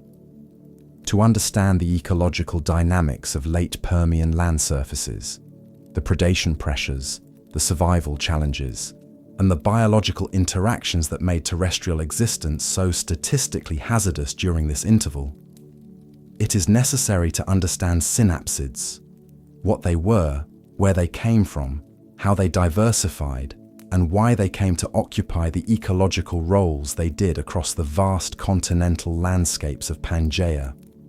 Synapsida as a clade is defined by a specific anatomical feature of the skull, a single temporal fenestra, an opening in the skull roof positioned behind the eye socket on each side of the head. This opening, and the arrangement of jaw musculature associated with it, distinguishes synapsids from other amniote lineages. The significance of this feature extends beyond its role as a taxonomic diagnostic character. The temporal fenestra reflects underlying differences in jaw muscle organization that have functional consequences for feeding mechanics, bite force generation, and dietary capabilities. The evolution of the synapsid skull condition from ancestral amniote configurations represents a modification with broad implications for the ecological range accessible to organisms possessing it, enabling more powerful and precisely controlled jaw movements than those possible with the more constrained skull architectures of some other amniote lineages. The earliest synapsids appeared during the Carboniferous period, emerging from within the broader radiation of early amniotes that had colonized terrestrial environments following the evolutionary origin of the amniotic egg. The amniotic egg, an egg with internal membranes creating a fluid-filled chamber protecting the embryo and allowing gas exchange without requiring submersion in water, represented a key evolutionary innovation enabling amniote lineages to reproduce away from standing water, removing the reproductive constraint that tied earlier tetrapods to aquatic or semi-aquatic environments for breeding. With this reproductive freedom, early amniotes diversified across a broader range of terrestrial habitats than had been accessible to amphibian lineages dependent on water for egg deposition. Early synapsids of the Carboniferous and earliest Permian are collectively, though informally, grouped under the designation pelycosaurs, a term now recognized as describing a paraphyletic assemblage rather than a natural evolutionary grouping, but still useful as a general reference to the basal synapsid radiation preceding the more derived theropsid lineages. These early synapsids ranged from small, lizard-like insectivores occupying ecological roles broadly similar to those of modern small lizards, to medium-sized omnivores and herbivores, to the earliest large-bodied carnivorous terrestrial vertebrates yet to evolve. The ecological diversification of early synapsids across this range of body sizes and dietary strategies represented the first filling of large vertebrate ecological roles on land, establishing patterns of trophic structure that would persist and intensify through subsequent Permian evolution. Among the most recognizable early synapsids, by virtue of the distinctive morphological feature that has made them familiar from paleontological reconstructions, are the sail-backed forms belonging to genera such as Dimetrodon and Edaphosaurus. These organisms possessed elongated neural spines projecting vertically from their vertebrae, forming a prominent dorsal sail whose function has been subject to sustained scientific discussion. Thermoregulatory hypotheses propose that the sail functioned as a heat exchange surface, absorbing solar radiation to warm the animal rapidly in cool conditions, or dissipating excess body heat in warmer conditions, potentially allowing more precise regulation of body temperature than was possible for contemporaries lacking such structures. Alternative hypotheses emphasize display functions, visual communication between individuals for species recognition, mate assessment, or territorial signaling. The available evidence does not conclusively resolve this functional question. and multiple functions may have operated simultaneously. What is clear from the fossil record is that sail-bearing synapsids were ecologically prominent in some early Permian terrestrial communities, with Dimetrodon in particular representing one of the apex predators of its time and geographic range. Dimetrodon, inhabiting environments corresponding to present-day North America during the early Permian, achieved body lengths estimated at up to approximately 4 meters in the largest known specimens. Its skull architecture, preserved in multiple well-documented fossil specimens, demonstrates robust construction with large temporal fenestrae accommodating substantial jaw musculature, and dentition characterized by differentiated tooth types, a condition designated heterodonty. The presence of differentiated teeth, including enlarged canine-like teeth at the front of the jaw, alongside smaller teeth elsewhere in the dental arcade, marks an important functional departure from the more uniform dentition of many earlier and contemporaneous amniotes, and foreshadows the more elaborate dental differentiation that would characterize later Theropsid lineages. The transition from early pelycosaur-grade synapsids to the more derived Theropsid lineages represents one of the most significant evolutionary transitions documented in the Permian vertebrate fossil record. Theropsida, the clade encompassing the more derived synapsid lineages and including the ancestors of modern mammals, is distinguished from earlier synapsid grades by a complex of anatomical modifications affecting skull architecture, limb posture and proportions, vertebral column structure, and potentially physiological parameters. These modifications collectively represent a trajectory toward the anatomical and physiological configurations characterizing mammals, though the organisms involved were not mammals and should not be conceptualized as such. They were their own evolutionary radiation, occupying ecological roles on Permian Pangaea with their own adaptive characteristics and ecological dynamics. Limb posture represents one anatomical domain in which therapsids differed from earlier synapsid grades in ways with significant functional implications. Early synapsids and most other early amniotes possessed sprawling limb postures, in which the upper limb bones projected laterally from the body before bending downward toward the ground. This posture, retained by modern lizards and crocodilians, generates a distinctive lateral undulating locomotor pattern and imposes constraints on simultaneous locomotion and respiration due to the compression of the thoracic region during movement. Theropsids, particularly more derived members of the clade, show progressive modifications toward more erect limb postures, in which the limbs are positioned more directly beneath the body. This postural shift has functional consequences for locomotor efficiency, endurance capacity, and the ability to sustain simultaneous locomotion and breathing, all parameters relevant to ecological performance as active terrestrial predators or prey organisms. The Theropsid radiation during the Permian encompassed multiple distinct subgroups, each representing a different evolutionary direction within the broader synapsid clade. Dinocephalia. Large-bodied therapsids with thickened skull roofs potentially associated with intraspecific combat behaviors, achieved significant ecological prominence during the Middle Permian, with both herbivorous and carnivorous members contributing to terrestrial community structure. Anomodontia encompassed a diverse array of primarily herbivorous therapsids, including the dicynodonts, organisms characterized by a highly modified skull with reduced dentition, retaining only 2 tusks in most species alongside a keratinous beak, and possessing a distinctive jaw mechanism allowing effective processing of tough plant material. Dicynodonts would achieve remarkable ecological success and geographic distribution, becoming among the most abundant large-bodied herbivores in late Permian and early Triassic terrestrial ecosystems across multiple continental regions.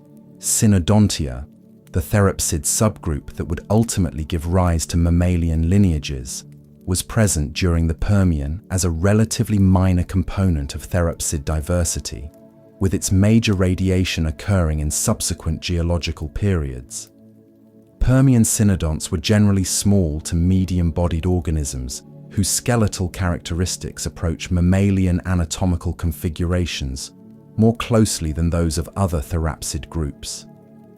Their dentition shows progressive elaboration of the differentiated tooth pattern initiated in earlier synapsid lineages, arched with post-canine teeth, developing increasingly complex surface morphologies associated with more precise food processing.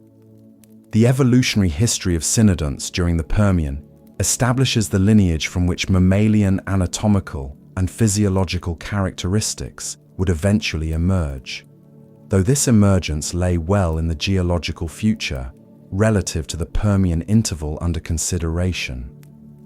Theropsida also encompassed the fully carnivorous lineages that would achieve apex predator status in late Permian terrestrial ecosystems.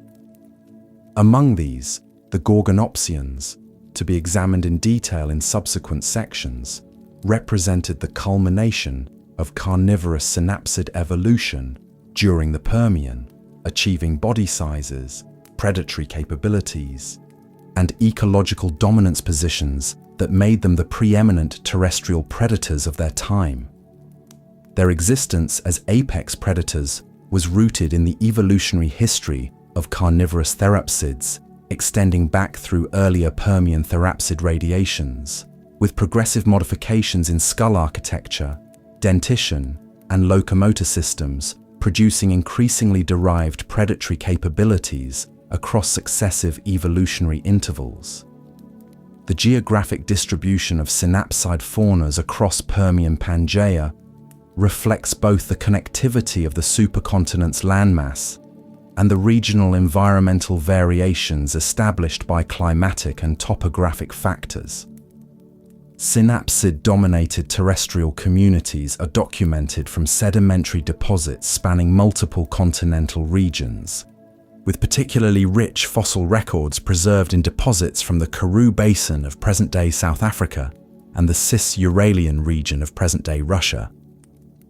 These geographically separated fossil records preserve distinct but related faunal assemblages, indicating that while synapsid diversification occurred across the breadth of Pangaea, regional environmental conditions influenced the specific compositions and relative abundances of synapsid faunas in different areas. The Karoo Basin sequences provide one of the most continuous and taxonomically rich records of Permian therapsid evolution available anywhere in the world.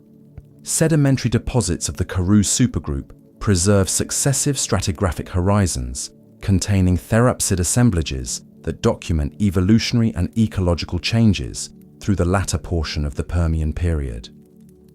Analysis of faunal composition changes through these stratigraphic sequences, tracking which taxa appear, persist, and disappear through successive depositional intervals, provides temporal resolution on synapsid community dynamics not available from isolated fossil localities. This stratigraphic record has been instrumental in reconstructing the sequence of ecological changes characterizing late Permian therapsid communities and in documenting the progressive alterations in community structure preceding the terminal end Permian extinction event. The ecological roles occupied by synapsids in Permian terrestrial communities extended across the full range of trophic levels available in terrestrial ecosystems.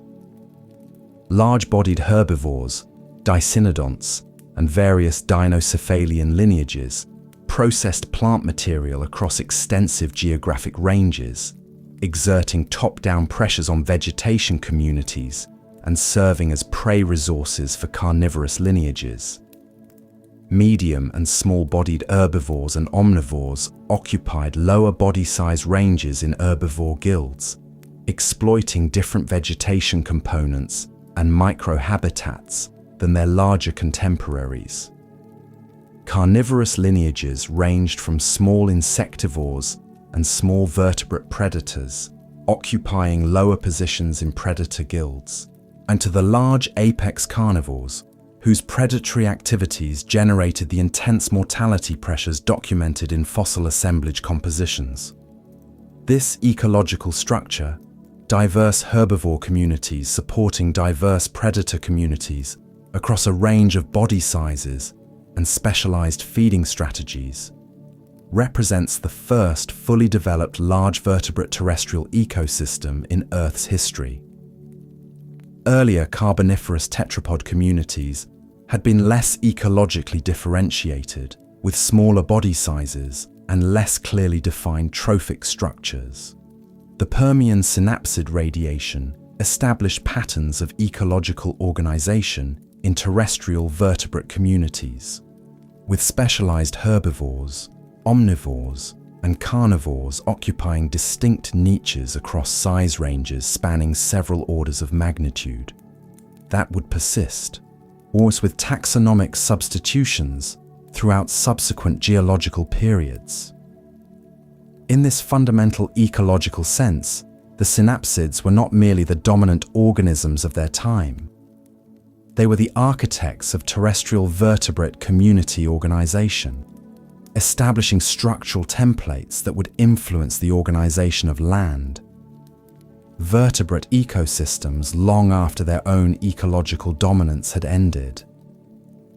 Among all the lineages produced by the therapsid radiation across Permian Pangaea, one group achieved a level of predatory specialization and ecological dominance that distinguished it from every other carnivorous vertebrate of its time. The Gorgonopsians, a name derived from the Gorgons of ancient Greek mythology, reflecting the formidable appearance of their skulls as encountered by early paleontologists, represented the apex of carnivorous synapsid evolution during the late Permian period. Their fossil remains, recovered from sedimentary deposits spanning multiple continental regions, but concentrated particularly in southern African and Russian sequences, preserve evidence of organisms whose predatory capabilities exceeded those of any terrestrial vertebrate previously documented in the fossil record up to that point in geological time. Gorgonopsian phylogenetic position within Therapsida places them as a relatively early diverging lineage within the broader Therapsid radiation, branching from the main Therapsid stem before the divergences producing later groups such as synodonts and dicynodonts. Despite this relatively basal phylogenetic position, Gorgonopsians were morphologically highly derived in features directly relevant to predatory function. Their skulls, proportionally large relative to body size across most members of the group, demonstrate architectural specializations oriented specifically toward the generation of powerful bite forces and the deployment of elongated canine dentition against large prey organisms. These specializations were not incipient or transitional features representing early stages of carnivorous adaptation.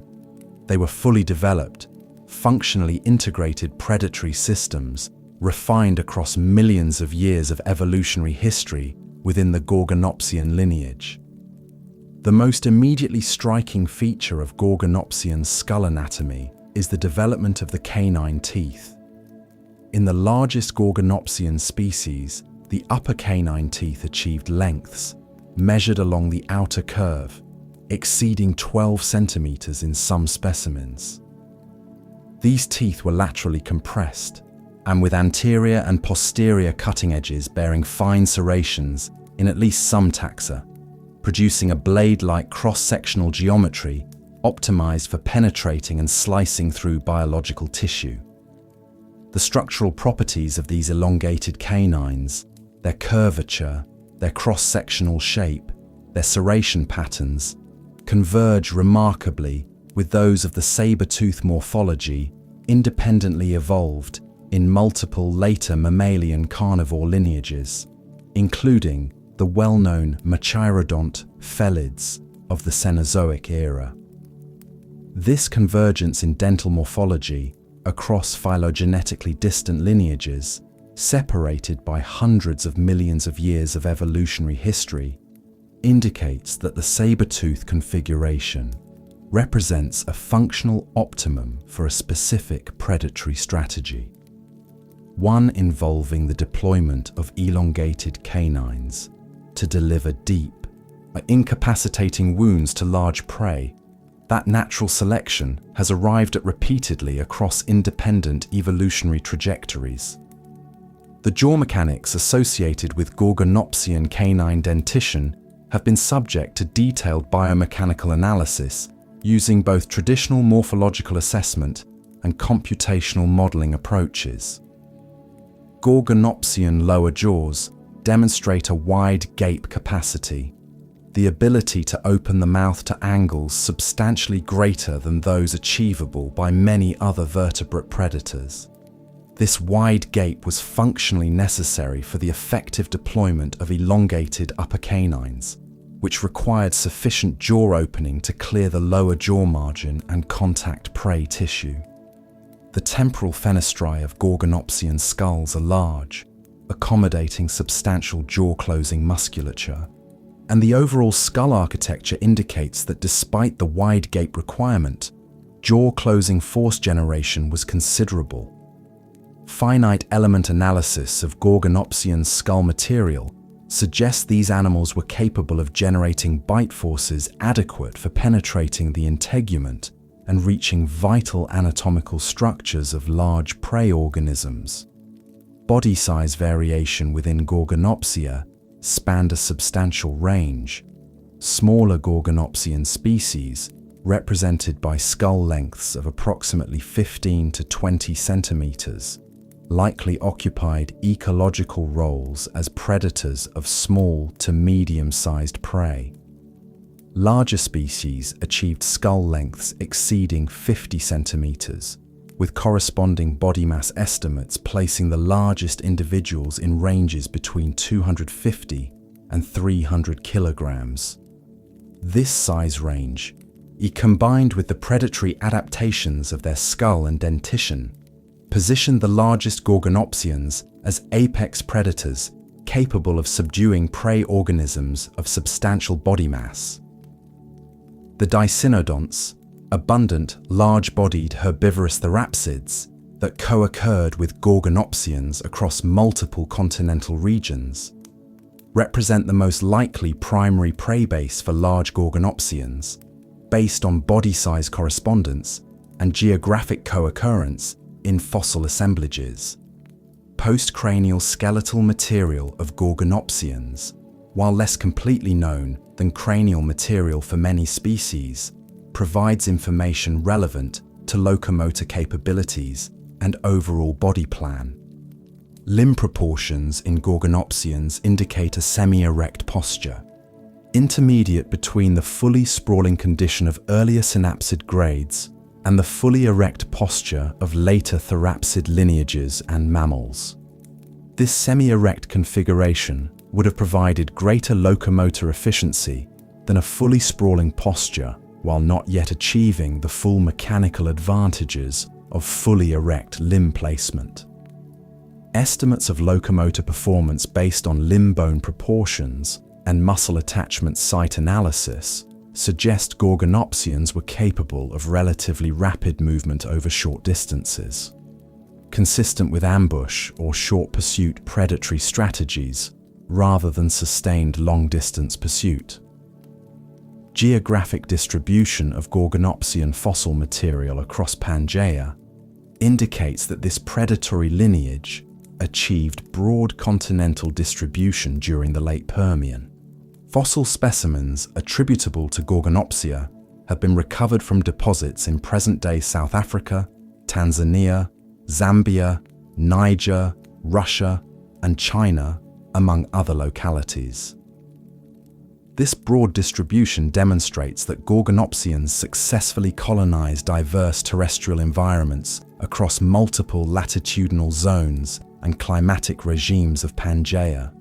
Their presence across such a wide geographic range indicates ecological flexibility sufficient to exploit prey resources and environmental conditions varying substantially between equatorial African environments and higher latitude Eurasian ones.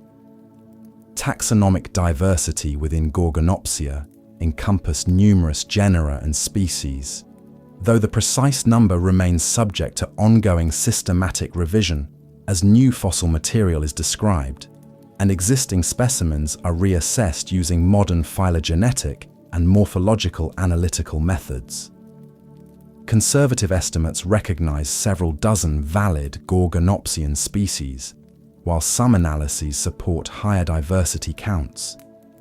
This taxonomic diversity, distributed across a range of body sizes, likely reflects ecological partitioning within the Gorgonopsian predator guild, with different species specializing on different prey size classes or hunting in different microhabitats within the broad environmental mosaic of late Permian Pangaea. The evolutionary success of Gorgonopsians as apex predators during the late Permian reflects the cumulative refinement of predatory adaptations within a lineage operating in terrestrial environments that, as established through multiple lines of evidence, presented both abundant prey resources in the form of large herbivore populations and intense competitive interactions among multiple co-occurring predatory lineages.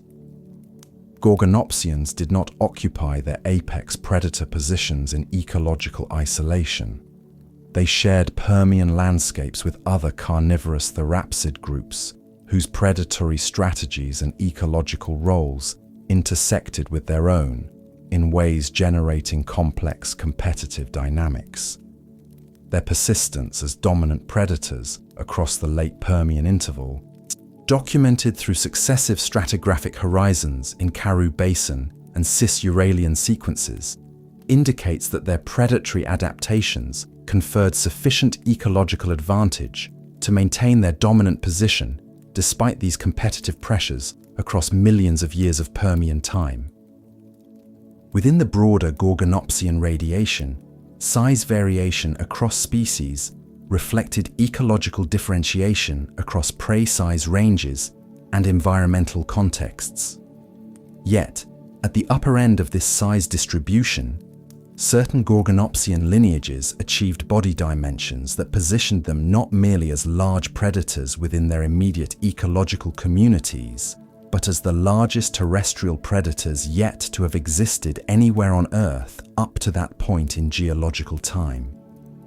These apex forms represented the culmination of predatory evolution across the entire Permian terrestrial ecosystem. Organisms whose physical capabilities exceeded those of any contemporaneous land-dwelling carnivore, and whose ecological impact on prey communities was measurable in the compositional and structural signatures preserved in fossil assemblages. The most thoroughly documented of these apex Gorgonopsians belongs to the genus Inostrancevia, known from fossil material recovered from late Permian deposits of the Cis-Uralian region of present-day Russia. Inostrancevia specimens, including several relatively complete skulls and associated postcranial material, provide sufficient anatomical documentation to support detailed reconstructions of body size, predatory mechanics, and ecological role. Skull length in the largest known Inostrancevia specimens reaches approximately 60 centimeters, a dimension that, when incorporated into body mass estimation equations derived from skull-to-body proportional relationships in related taxa, yields body mass estimates in the range of 300 kilograms. This body mass estimate places Inostrancevia among the largest terrestrial predators of the entire Paleozoic era, and its predatory adaptations suggest a carnivore of formidable functional capability. The upper canine teeth of Inostrancevia represent some of the most structurally impressive predatory dental elements preserved in the Permian fossil record. Measurements of canine length in large specimens indicate teeth extending approximately 15 centimeters along their outer curvature, with the characteristic lateral compression and anterior-posterior serration pattern observed across Gorgonopsians generally but developed to particularly pronounced dimensions in this genus. The structural geometry of these canines, their curvature, their cross-sectional shape, their serration characteristics indicates weapons capable of delivering deep, penetrating wounds to large prey organisms, with the serrated cutting edges facilitating tissue separation during both the initial strike and any subsequent movement of the prey animal relative to the embedded tooth. The functional integration of these canines with the wide gape jaw mechanics and powerful jaw-closing musculature of the Inostrancevia skull produced a predatory system of considerable effectiveness against large-bodied prey. Prey size assessment for Inostrancevia draws on multiple lines of evidence. Geographic co-occurrence in Russian late Permian fossil assemblages places Inostrancevia in faunal contexts alongside large dicynodont herbivores, and including members of the genus Scutosaurus, heavily built Periosaurian reptiles achieving body masses estimated up to several hundred kilograms, and various dicynodont species of substantial body size. The correspondence between Inostrancevia estimated predatory capabilities and the body sizes of these co-occurring herbivores supports interpretations of Inostrancevia as a predator targeting large prey organisms rather than restricting its hunting activity to smaller animals accessible to smaller Gorgonopsian contemporaries. Bite mark evidence, where predator tooth marks are preserved on prey skeletal material, provides the most direct documentation of predatory interactions, and such evidence from Russian Permian deposits is consistent with large Gorgonopsian predation on large herbivore species. Scutosaurus, one of the most likely primary prey organisms for Inostrancevia in Russian late Permian ecosystems, was itself a remarkable animal. Belonging to Pariasauria, a group of large herbivorous reptiles phylogenetically distinct from synapsids, Scutosaurus possessed heavy, barrel-shaped bodies supported by robust, column-like limbs, with skull and postcranial skeleton modified for processing large quantities of plant material. Osteoderms, bony plates embedded in the skin, covered portions of the Scutosaurus body surface, providing passive defensive protection against predatory attack. Body mass estimates for large Scutosaurus individuals approach or exceed 500 kilograms, making these animals substantially heavier than their primary predator.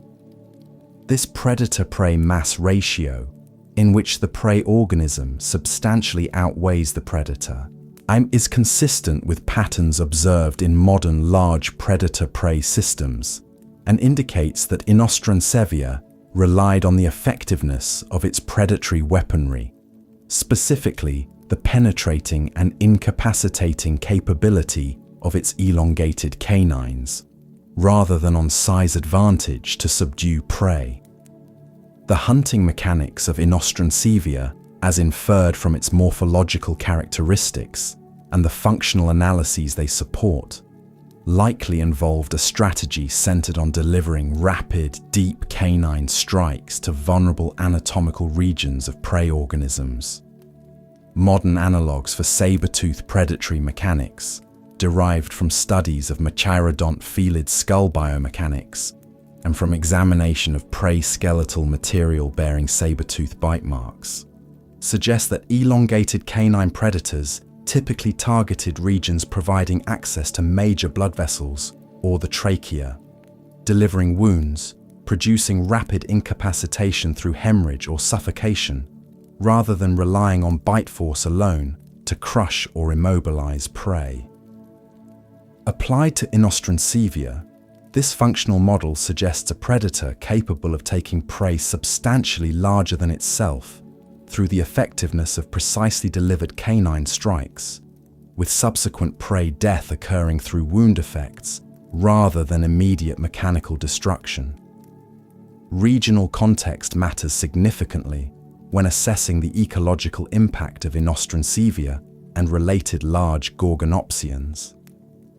The The Cis-Uralian region of late Permian Russia, where Inostrancevia fossil material is concentrated, represents one of the most extensively documented late Permian terrestrial fossil localities in the world.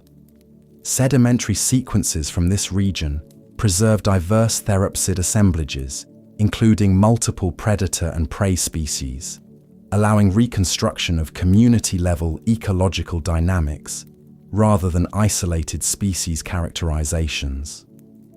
Within these reconstructed communities, large Gorgonopsians, including Inostrancevia, occupied unambiguous apex predator positions, with no contemporaneous terrestrial carnivore of comparable or greater body size documented from equivalent stratigraphic horizons in the same geographic region. Comparisons with other large terrestrial predators across geological time provide perspective on the ecological significance of late Permian Gorgonopsian apex forms. The largest carnivorous dinosaurs of the Mesozoic era, Tyrannosaurus rex, Giganotosaurus, Spinosaurus, substantially exceeded Inostrancevia in body mass, reflecting the generally larger body sizes achieved by dinosaurian lineages compared to their Permian predecessors. However, these comparisons involve organisms separated by tens of millions of years of evolutionary time and operating in fundamentally different ecological contexts. Within its own temporal and ecological framework, the late Permian terrestrial ecosystem of Pangaea, Inostrancevia occupied a position of predatory dominance equivalent in ecological terms to that of the large theropod dinosaurs in their respective Mesozoic ecosystems.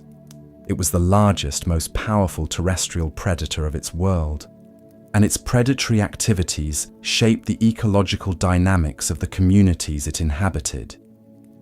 Fossil preservation quality for Inostrancevia varies across known specimens.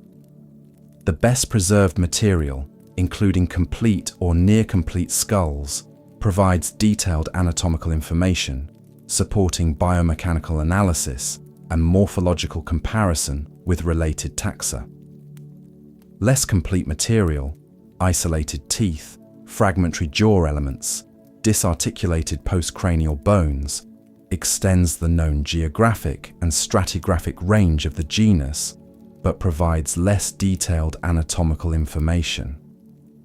The overall fossil record of Inostrancevia, while not exhaustive, is sufficient to establish its principal anatomical characteristics, its approximate body size range, its temporal and geographic distribution, and its ecological role as an apex predator in late Permian Russian terrestrial ecosystems. Beyond Inostrancevia, other large Gorgonopsian genera from southern African deposits contributed to apex predator guilds in Karoo Basin communities. Rubigia, known from South African late Permian deposits, achieved skull dimensions comparable to those of Inostrancevia and similarly occupied apex predator ecological roles in its respective faunal community. The parallel development of large-bodied apex Gorgonopsians in both Russian and Southern African late Permian faunas, geographically separated communities on opposite ends of Pangaea, indicates that ecological conditions across the late Permian supercontinent broadly favored the evolution and maintenance of large Gorgonopsian apex predators. The prey resources available in these communities are dominated by large-bodied Dicynodont and Pariasaurian herbivores, provided the energetic foundation supporting predators of this body size, and the competitive dynamics of predator guilds in both regions apparently selected for the largest and most effectively armed predatory forms. The temporal duration of large Gorgonopsian apex predator dominance in late Permian terrestrial ecosystems spanned several million years, as documented through stratigraphic occurrence data from Karoo Basin and Russian sequences. This sustained period of ecological dominance reflects the stability and effectiveness of the Gorgonopsian predatory adaptation within the specific ecological context of late Permian Pangaea. Large herbivore populations, dicynodonts in particular, maintain sufficient abundances to support apex predator populations across this extended interval, despite the intense predation pressure documented in fossil assemblage compositions. The co-persistence of large predators and large prey across millions of years indicates a dynamic ecological equilibrium, albeit one operating under conditions of predation intensity substantially exceeding those typical of most documented terrestrial ecosystems in the geological record. The eventual disappearance of Gorgonopsians, coinciding with the end Permian mass extinction event approximately 252 million years ago, terminated this predatory lineage without leaving direct descendants. No Gorgonopsian lineage survived into the Triassic period, or the ecological roles they had occupied, apex terrestrial predators combining large body size with saber-toothed canine weaponry, were eventually filled by entirely different lineages in subsequent geological periods through independent evolutionary processes, producing convergent functional solutions to the ecological requirements of large prey predation. The Gorgonopsians themselves, however, represent an evolutionary experiment in terrestrial predation that achieved remarkable success within its temporal context, producing in forms like Inostrancevia, organisms whose predatory capabilities and ecological dominance positioned them as genuine apex predators of their world, the largest, most formidably armed terrestrial carnivores of the Permian Earth. The fossil-bearing sedimentary sequences of the Cis-Uralian region, the broad geographic zone extending along the western flanks of the Ural Mountains across what is now European Russia, preserve one of the most detailed and scientifically significant records of late Permian terrestrial life available anywhere in the world. These deposits, accumulated across millions of years in river systems, floodplains, and lake basins of equatorial to sub-equatorial Pangaea, contain the skeletal remains of organisms that inhabited some of the most ecologically intense terrestrial environments documented in the Phanerozoic fossil record. The sheer density of predatory vertebrate remains in certain horizons of these sequences, combined with sedimentological evidence for harsh and variable environmental conditions, has made the Cis-Uralian Permian one of the most extensively studied windows into the ecological dynamics of late Permian land life. Geological context for these deposits begins with the tectonic history of the Uralian region itself. The Ural Mountains, which today represent relatively modest topographic features by global standards, were during the Permian a substantially more elevated mountain system, formed through the collision of the Baltica and Siberia continental blocks during the assembly of Pangaea. This orogenic system influenced regional climate patterns through orographic effects on atmospheric circulation, creating precipitation gradients across its flanks and contributing to the hydrological regimes of river systems draining both the western and eastern sides of the range. The river basins and floodplain systems of the Cis-Uralian region receive sediment and water from these mountain catchments, developing depositional environments capable of preserving biological remains in the sedimentary sequences now studied by paleontologists. Sedimentological characteristics of Cis-Uralian Permian deposits reveal environmental conditions of considerable variability. Fluvial sedimentary sequences, those deposited by river systems, demonstrate repeated cycles of channel migration, floodplain inundation, and channel abandonment, indicating river systems with dynamic, shifting courses rather than stable, predictable drainage patterns. Paleosol horizons interbedded with fluvial sediments record intervals of reduced sedimentation during which soil-forming processes operated on exposed land surfaces, and with the morphological characteristics of these paleosols indicating alternation between wetter and drier conditions across depositional cycles. Lacustrine deposits, sediments accumulated in lake basins, occur within the broader fluvial sequences, preserving fine-grained sediments with high organic matter content and detailed records of biological communities inhabiting lake environments. The faunal assemblages recovered from these sedimentary contexts are taxonomically diverse and ecologically informative. Large herbivorous pariasaurians, represented most prominently by Scutosaurus and related genera, contributed substantial biomass to Cis-Uralian late Permian communities. These heavily built, osteoderm-armored reptiles grazed across floodplain vegetation and accessed water resources at river margins. Their body plans optimized for processing large volumes of low-quality plant material. Dicynodont therapsids, representing the herbivorous synapsid lineages discussed in earlier ecological context, co-occurred with pariasaurians in Cis-Uralian assemblages, with multiple species of varying body sizes, exploiting different components of available plant resources. The co-occurrence of these two major herbivore groups, phylogenetically distinct but ecologically overlapping in their roles as large plant consumers, indicates Cis-Uralian communities supported substantial herbivore biomass distributed across multiple taxonomic lineages.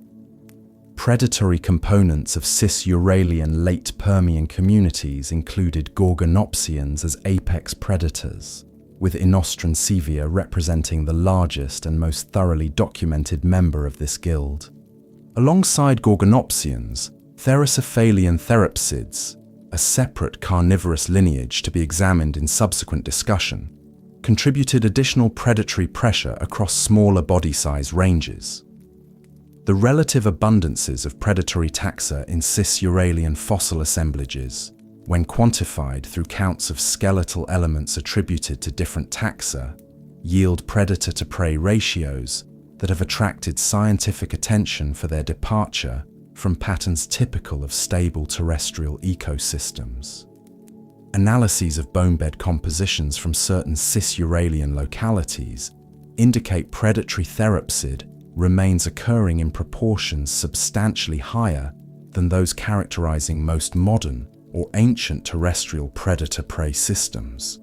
Interpretations of these unusual predator abundance patterns involve consideration of taphonomic factors, the processes governing which organisms are preserved as fossils and under what circumstances. Predatory animals may be overrepresented in certain fossil assemblages due to their tendency to aggregate at carcass sites, increasing their probability of inclusion in bone accumulations. Alternatively, high predator-to-prey ratios in fossil assemblages may reflect genuine ecological conditions of elevated predator population densities relative to prey populations. Distinguishing between these taphonomic and ecological interpretations requires careful analysis of the spatial distributions of skeletal remains, the types and frequencies of bone surface modifications present, and comparisons with the taphonomic signatures of assemblages formed under known ecological conditions. Current assessments of Cis-Uralian Permian assemblages suggest that while taphonomic factors contributed to observed patterns, genuine ecological conditions of elevated predation pressure also played a role in producing the assemblage compositions documented from this region. Environmental reconstruction for the Cis-Uralian region during the late Permian indicates conditions of seasonal climatic variability superimposed on a baseline of semi-arid to subhumid conditions. Paleobotanical evidence from plant fossil assemblages in Cis-Uralian deposits indicates vegetation communities dominated by seed ferns, Corditalian gymnosperms, and various herbaceous plant groups. with community compositions varying across depositional environments from river margins to drier interfluve areas. River margins and floodplain zones supported denser vegetation than drier upland areas, creating a patchy landscape mosaic in which vegetation resources were concentrated in specific geographic positions rather than uniformly distributed across the landscape. This patchy resource distribution had significant implications for herbivore movement patterns and consequently for predator hunting opportunities. Herbivorous animals in patchy resource environments are compelled to move between resource patches as local food supplies are depleted, exposing themselves to predatory encounter during interpatch movements across less vegetated terrain.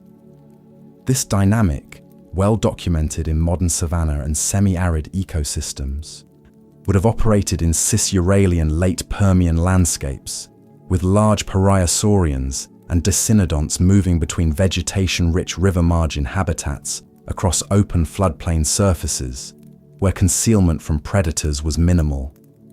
Gorgonopsians hunting in these environments would have been positioned to exploit the predictable movement patterns of herbivores traveling between water sources and vegetation patches, potentially employing ambush strategies near resource concentration points such as river crossing locations or vegetation patch edges. Water access represented a particular vulnerability point for large herbivores in cis-Uralian late Permian environments. Sedimentological evidence indicates seasonal variation in water availability, with river systems subject to fluctuating discharge across wet and dry seasonal cycles. During drier intervals, surface water would have concentrated in permanent water bodies, deeper river reaches, lakes, and springs, compelling herbivores dependent on regular water intake to visit these locations regardless of predation risk. Modern ecosystems, in which water is a limiting resource, demonstrate pronounced predator aggregation at water sources during dry periods, with prey mortality rates at water sources substantially elevated relative to other landscape locations. Analogous dynamics likely operated in cis-Uralian late Permian landscapes, with permanent water bodies functioning as ecological concentration points, generating predictable predator-prey encounter opportunities. Bone accumulation patterns at certain cis-Uralian fossil localities are consistent with water margin mortality concentration mechanisms. Skeletal material representing multiple individuals of multiple species accumulated in spatial configurations suggesting transport and concentration by water flow or aggregation near water body margins, occurs at several documented cis-Uralian sites. These accumulations preserve mixed assemblages of predator and prey skeletal material, consistent with both predation events occurring near water sources and opportunistic scavenging of carcasses by multiple predatory species. The spatial and taxonomic compositions of these bone accumulations provide some of the most direct evidence available for the ecological dynamics operating at predation concentration points in cis-Uralian late Permian landscapes. Climatic seasonality in the cis-Uralian region during the late Permian imposed additional physiological stresses on terrestrial organisms beyond those generated by predation pressure. Temperature variation between warm and cool seasons, combined with hydrological variability between wet and dry periods, created environmental conditions requiring physiological flexibility from organisms attempting to maintain year-round residence in this region. Evidence from growth ring patterns preserved in fossilized bone tissue of some cis-Uralian therapsids indicates seasonal variation in growth rates, with periods of rapid growth alternating with intervals of reduced or arrested growth in patterns consistent with seasonal resource limitation or metabolic adjustment to environmental conditions. These growth pattern records provide direct physiological evidence of the seasonal environmental variability experienced by individual organisms during their lifetimes in cis-Uralian late Permian environments. The stratigraphic succession of faunal assemblages through cis-Uralian Permian deposits records temporal changes in community composition across the final millions of years of the Permian Period. Progressive changes in the relative abundances of different taxa and in the taxonomic identities of dominant community members document ecological reorganization occurring in response to the broader environmental changes characterizing the approach to the end Permian extinction event. Some taxonomic groups show declining representation in upper stratigraphic horizons relative to lower ones, suggesting population reductions preceding the terminal extinction event. Other groups maintain or increase their relative representation into the uppermost Permian horizons, indicating differential survival capacities among taxa facing deteriorating environmental conditions. The cis-Uralian fossil record thus preserves not merely a static snapshot of late Permian ecological conditions, but a temporally resolved record of ecological change across a critical interval of Earth history. The communities documented from earlier late Permian horizons, diverse, large-bodied, predator-rich assemblages operating under intense but functionally organized ecological dynamics, differ in measurable ways from those preserved in horizons approaching the Permian-Triassic boundary, where diversity reduction and ecological simplification begin to appear as precursors to the catastrophic reorganization of the terminal extinction event. This temporal dimension of the cis-Uralian fossil record transforms it from a record of a single ecological state into a chronicle of ecological trajectory, documenting how one of Earth's most ecologically intense terrestrial communities responded to the gathering environmental pressures that would ultimately reset the biological organization of the entire planet. While the cis-Uralian deposits of Russia preserve an exceptionally detailed record of late Permian predatory ecology in northern Pangaea, the southern reaches of the supercontinent yield an equally significant and, in certain respects, even more extensively documented record of terrestrial community dynamics during the same temporal interval.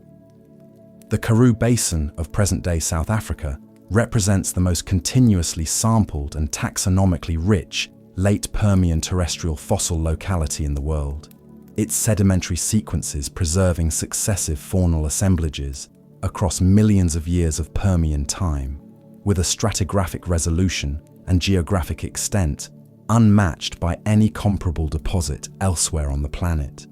Within these sequences, the ecological intensity of late Permian terrestrial life is documented with a clarity and detail that has made the Karoo Basin central to scientific understanding of Permian vertebrate evolution and community ecology. The Karoo Basin occupies a large geographic area of southern Africa, its sedimentary fill representing accumulations deposited across an extended interval spanning the late Carboniferous through the early Jurassic. The Permian Age portions of this sequence, belonging to the Beaufort group of the Karoo supergroup, were deposited in fluvial and floodplain environments broadly analogous in depositional setting to the cis-Uralian sequences of Russia, though differing in specific environmental characteristics, reflecting distinct paleogeographic positions and regional climatic regimes. The Karoo Basin.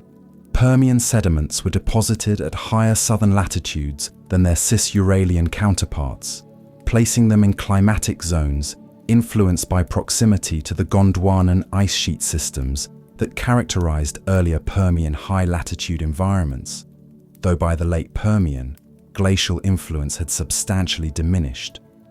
Sedimentological evidence from Beaufort group sequences indicates depositional environments dominated by meandering river systems traversing broad, low-relief floodplains. Paleosol development between fluvial channel deposits records intervals of landscape stability during which soil-forming processes, operated across floodplain surfaces, with paleosol morphologies indicating semi-arid to subhumid conditions with pronounced seasonal moisture variability.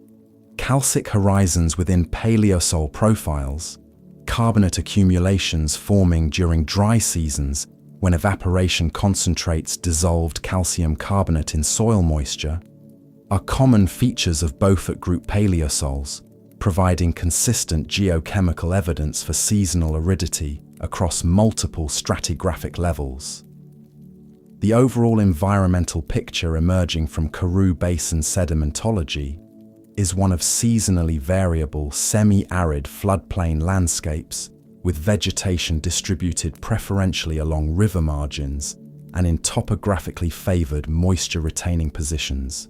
Faunal assemblages from successive Beaufort Group biozones, stratigraphically defined intervals characterized by distinctive taxonomic compositions used for biostratigraphic correlation, document the temporal evolution of Karoo Basin therapsid communities through the late Permian. The biozone framework established for the Beaufort Group, based primarily on the first and last stratigraphic appearances of index taxa, provides temporal resolution on faunal change across the late Permian interval. Successive biozones record changes in dominant herbivore taxa, shifts in predator guild composition, and alterations in community diversity metrics that collectively document the ecological trajectory of Karoo Basin communities across the final millions of years of Permian time. Dicynodont therapsids dominated the herbivore guilds of Karoo Basin, late Permian communities, with a consistency and abundance that makes them the most volumetrically significant component of Beaufort Group therapsid assemblages. Multiple dicynodont genera, varying substantially in body size and potentially in dietary specificity, co-occurred across successive biozone intervals, their skeletal remains constituting the majority of identifiable therapsid material from many Beaufort Group localities. The ecological success of dicynodonts in Karoo Basin environments reflects the effectiveness of their distinctive feeding apparatus. The combination of tusks, keratinous beak, and specialized jaw mechanics allowing powerful processing of tough plant material. In exploiting the vegetation resources available in semi-arid floodplain environments. Their high abundance in fossil assemblages indicates population density sufficient to support the diverse predator communities documented from the same stratigraphic intervals. Gorgonopsian predators in Karoo Basin assemblages are represented by numerous genera spanning a range of body sizes, from relatively small species with skull lengths of approximately 20 centimeters, to the large apex forms including Rubigia and related genera with skulls approaching 50 centimeters in length. This size diversity within the Gorgonopsian predator guild indicates ecological partitioning, with different species targeting different prey size classes and potentially employing different hunting strategies suited to their respective body sizes and morphological characteristics.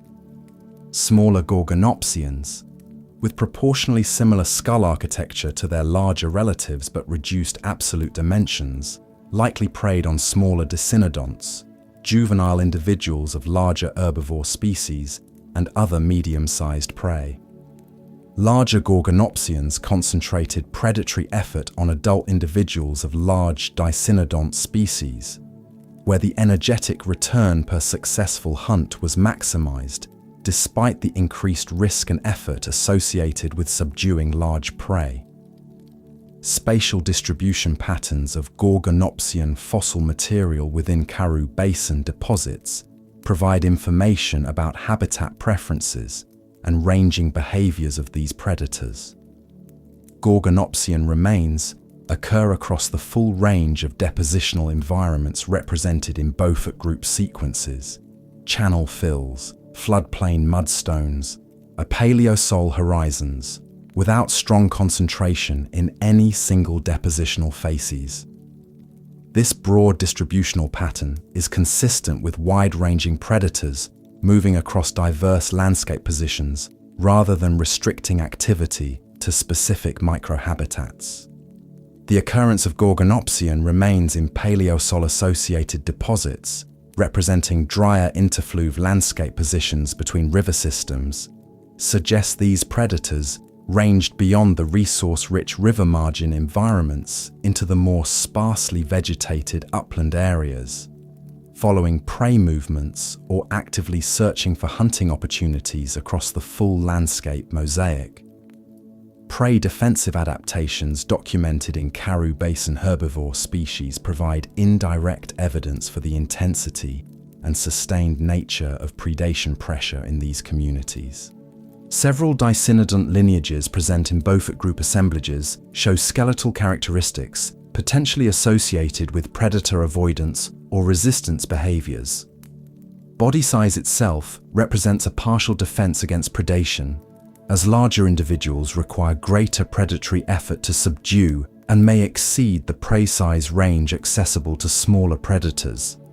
Some dicynodont species achieved substantial body sizes, with mass estimates for the largest individuals of certain genera reaching several hundred kilograms, potentially reducing their vulnerability to all but the largest Gorgonopsian predators.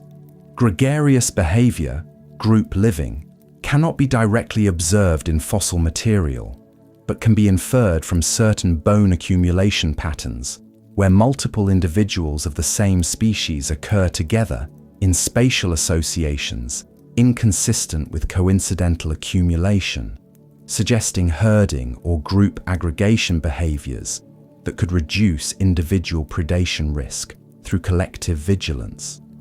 The geographic extent of Karoo Basin therapsid communities across southern Pangaea connected these ecosystems to broader continental patterns of faunal distribution. Therapsid taxa documented from Karoo Basin sequences show faunal affinities with assemblages from other Gondwanan regions, including deposits from present-day Tanzania, Zambia, and other parts of sub-Saharan Africa, indicating that southern Pangaean therapsid communities were not isolated, but part of a broader biogeographic province connected by faunal exchange across the relatively low topographic barriers separating Gondwanan basin systems. This connectivity facilitated dispersal of successful taxa across large geographic areas, contributing to the broad distributions achieved by dominant groups such as dicynodonts and large Gorgonopsians across southern Pangaea. Ecological comparisons between Karoo Basin and Cis-Uralian late Permian communities reveal both similarities and differences, reflecting the distinct regional environments and faunal compositions of these geographically separated portions of Pangaea. Both regions supported communities dominated by large dicynodont herbivores and large Gorgonopsian apex predators, indicating that this basic community structure, abundant dicynodont prey base supporting Gorgonopsian predator guild, represented a recurring ecological template across multiple Pangaean regions during the late Permian. Differences between the two faunal provinces include the presence of Pariasaurian herbivores as major community components in Russian assemblages, a group less prominently represented in contemporaneous Karoo Basin faunas, and distinctions in the specific generic compositions of both herbivore and predator guilds, reflecting the distinct evolutionary histories of northern and southern Pangaean therapsid radiations. Isotopic analyses of therapsid skeletal material from Karoo Basin specimens have contributed physiological information supplementing the morphological and ecological data derived from traditional paleontological approaches. Stable carbon and oxygen isotope ratios, preserved in tooth enamel and bone mineral phases, record information about diet, water sources, and body temperature regulation during the lifetimes of individual animals. Preliminary isotopic studies of Karoo Basin therapsids suggest dietary and physiological heterogeneity among different taxa, with some results consistent with elevated and potentially regulated body temperatures in certain therapsid lineages relative to fully ectothermic reptilian contemporaries.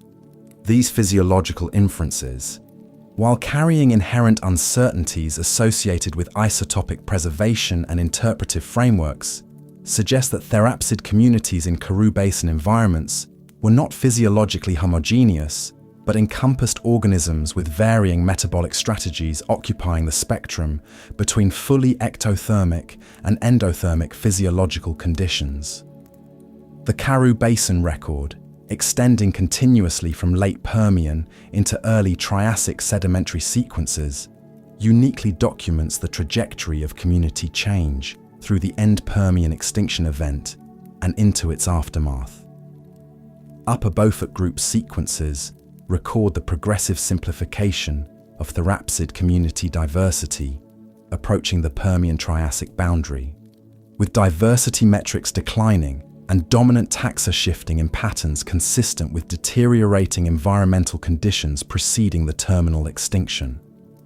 The boundary interval itself, marked by specific sedimentological and geochemical signatures, including carbon isotope excursions and changes in fluvial system character, records a period of profound ecological disruption. Earliest Triassic assemblages from the Karoo document dramatically simplified communities dominated by a small number of survivor taxa, their low diversity and ecological simplicity reflecting the severity of the extinction filtering that had reduced the rich, complex communities of the late Permian to a fraction of their former diversity.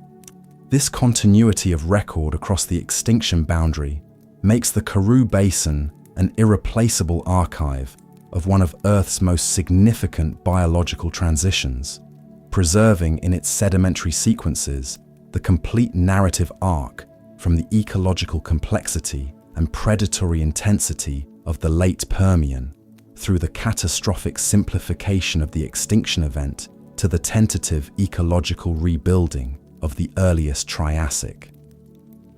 The killing fields documented in these ancient floodplain deposits represent not merely a record of prehistoric predation, but a chronicle of an entire ecological world, its organization, its dynamics, its eventual transformation, preserved in rock across hundreds of millions of years of subsequent Earth history.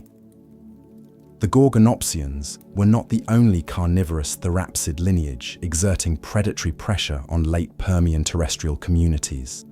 Sharing the landscapes of Pangaea with these saber-toothed apex predators was a separate and ecologically significant group of carnivorous therapsids whose evolutionary history, anatomical characteristics, and ecological roles differed from those of Gorgonopsians in ways generating complex competitive and ecological dynamics within shared communities. Therocephalia, a clade whose name translates approximately as beast heads, reflecting the enlarged cranial proportions characteristic of many members, occupied predatory niches across a range of body sizes in late Permian therapsid communities, with their diversity, geographic distribution, and ecological persistence through the end Permian extinction event, marking them as one of the most successful carnivorous lineages of the Permian period. Therocephalia is positioned within therapsid phylogeny as a sister group to Cynodontia, the lineage leading ultimately to mammals, together forming the clade Eutheriodontia. This phylogenetic placement distinguishes Therocephalians from Gorgonopsians, which occupy a more basal position within therapsid evolutionary relationships. The Eutheriodont affinities of Therocephalians are reflected in certain anatomical characteristics, approaching mammalian configurations more closely than Gorgonopsian equivalents, including aspects of skull architecture, palate development, and potentially sensory system organization. These more derived anatomical features have been interpreted as evidence for physiological and behavioral capabilities exceeding those of more basal theropsid lineages, with implications for ecological performance in competitive predator guild contexts. Skull morphology in Therocephalians shares certain broad features with Gorgonopsians: large temporal fenestrae, differentiated dentition including enlarged canine teeth, robust jaw architecture, while differing in specific proportional and structural details. Therocephalian skulls tend toward proportionally larger orbits relative to overall skull size in many species, a characteristic associated with enhanced visual acuity in modern vertebrate analogues. The secondary palate, a bony shelf separating the oral and nasal passages and allowing simultaneous breathing and food processing, shows variable but often substantial development in Therocephalian taxa, with some lineages approaching the fully developed secondary palate condition characteristic of mammals. This anatomical feature has functional implications for feeding behavior, potentially allowing more sustained and efficient food processing than possible in predators lacking palatal separation of oral and respiratory passages. Dental characteristics of Therocephalians reflect predatory specializations broadly comparable to those of Gorgonopsians, while incorporating distinctive features relevant to their specific hunting strategies and prey preferences. Enlarged upper canines are present across most Therocephalian taxa, though generally not reaching the extreme elongations documented in the largest Gorgonopsian species. Postcanine dentition in Therocephalians is variably developed across the group, with some lineages showing reduced or absent postcanine teeth, and others retaining functional postcanine dental series.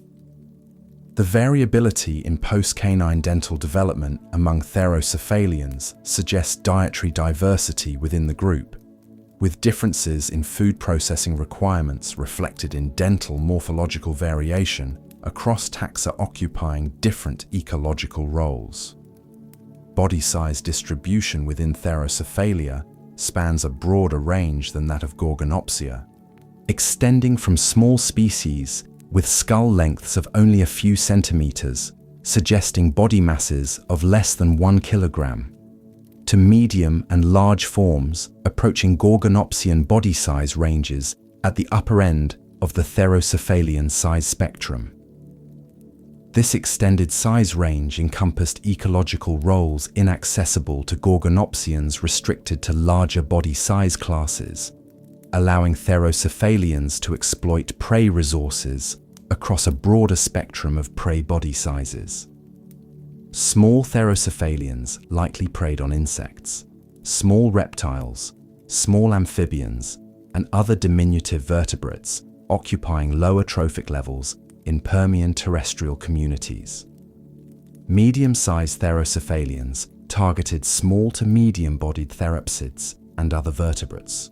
Large Therocephalians potentially competed directly with smaller Gorgonopsian species for access to medium to large prey organisms, generating competitive interactions between the two carnivorous lineages at overlapping points in their respective body size ranges.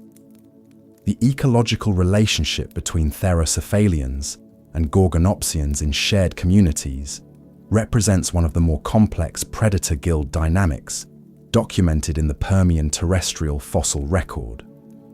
These two carnivorous lineages co-occurred extensively across both Karoo Basin and Cisuralian fossil assemblages, indicating sustained symmetry across multiple geographic regions and environmental contexts, rather than geographic separation into distinct ecological provinces.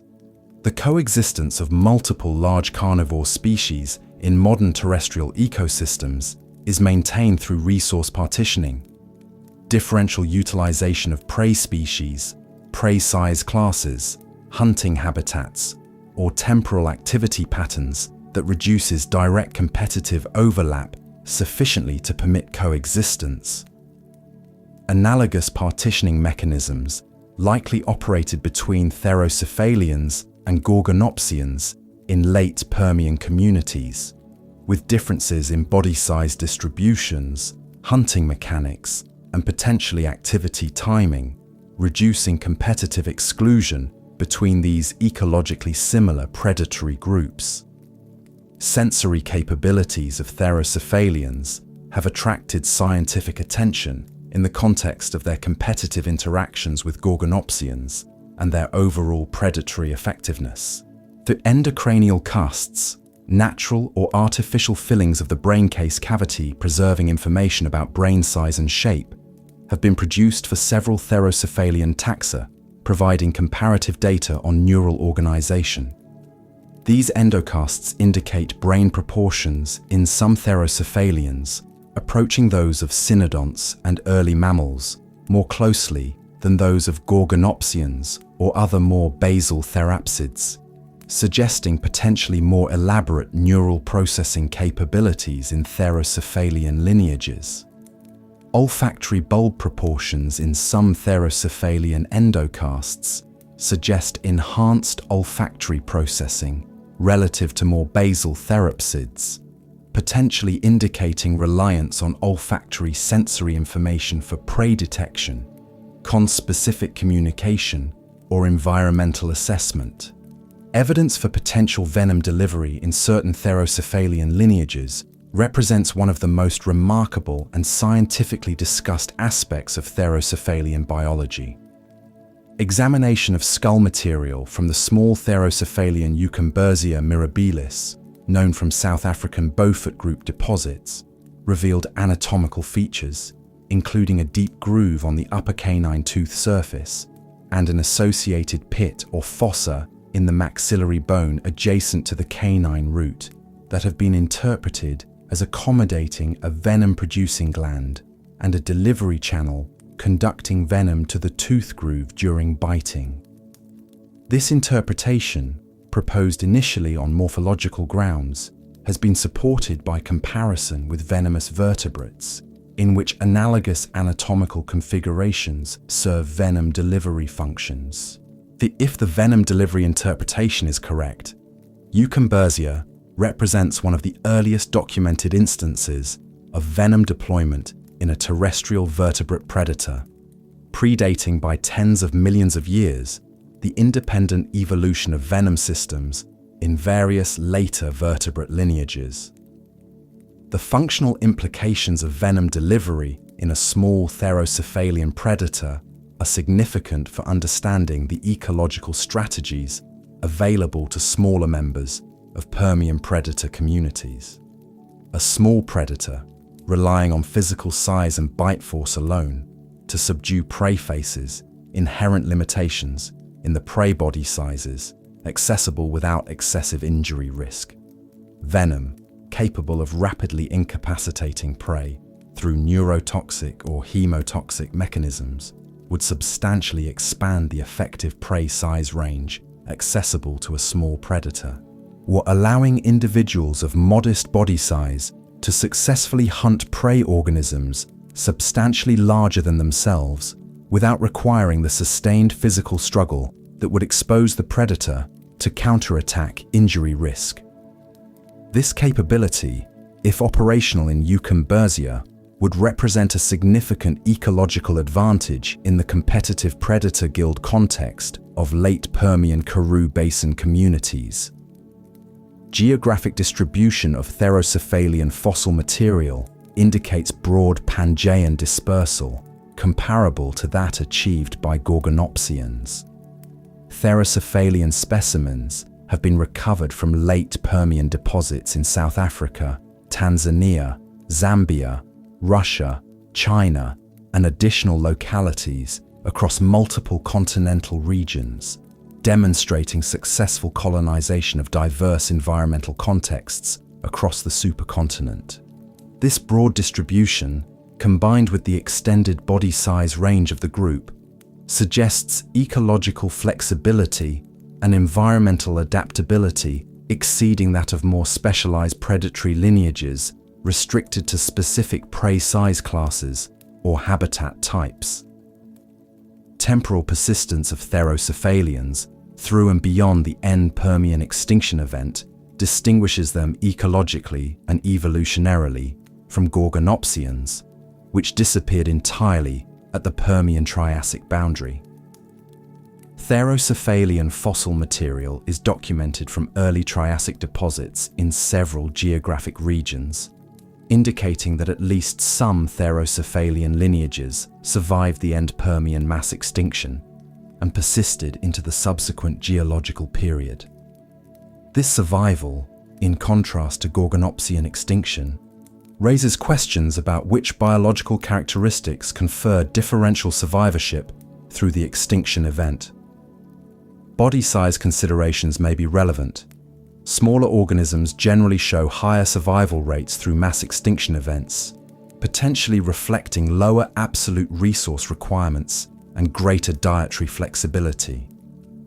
The broader body size range of Therocephalians, encompassing small taxa alongside larger ones, may have provided the group with survivor lineages among its smaller members, even as larger individuals succumbed to extinction pressures that eliminated the entirely large-bodied Gorgonopsian radiation. Ecological legacy of Therocephalians in late Permian communities extended beyond their roles as direct predators.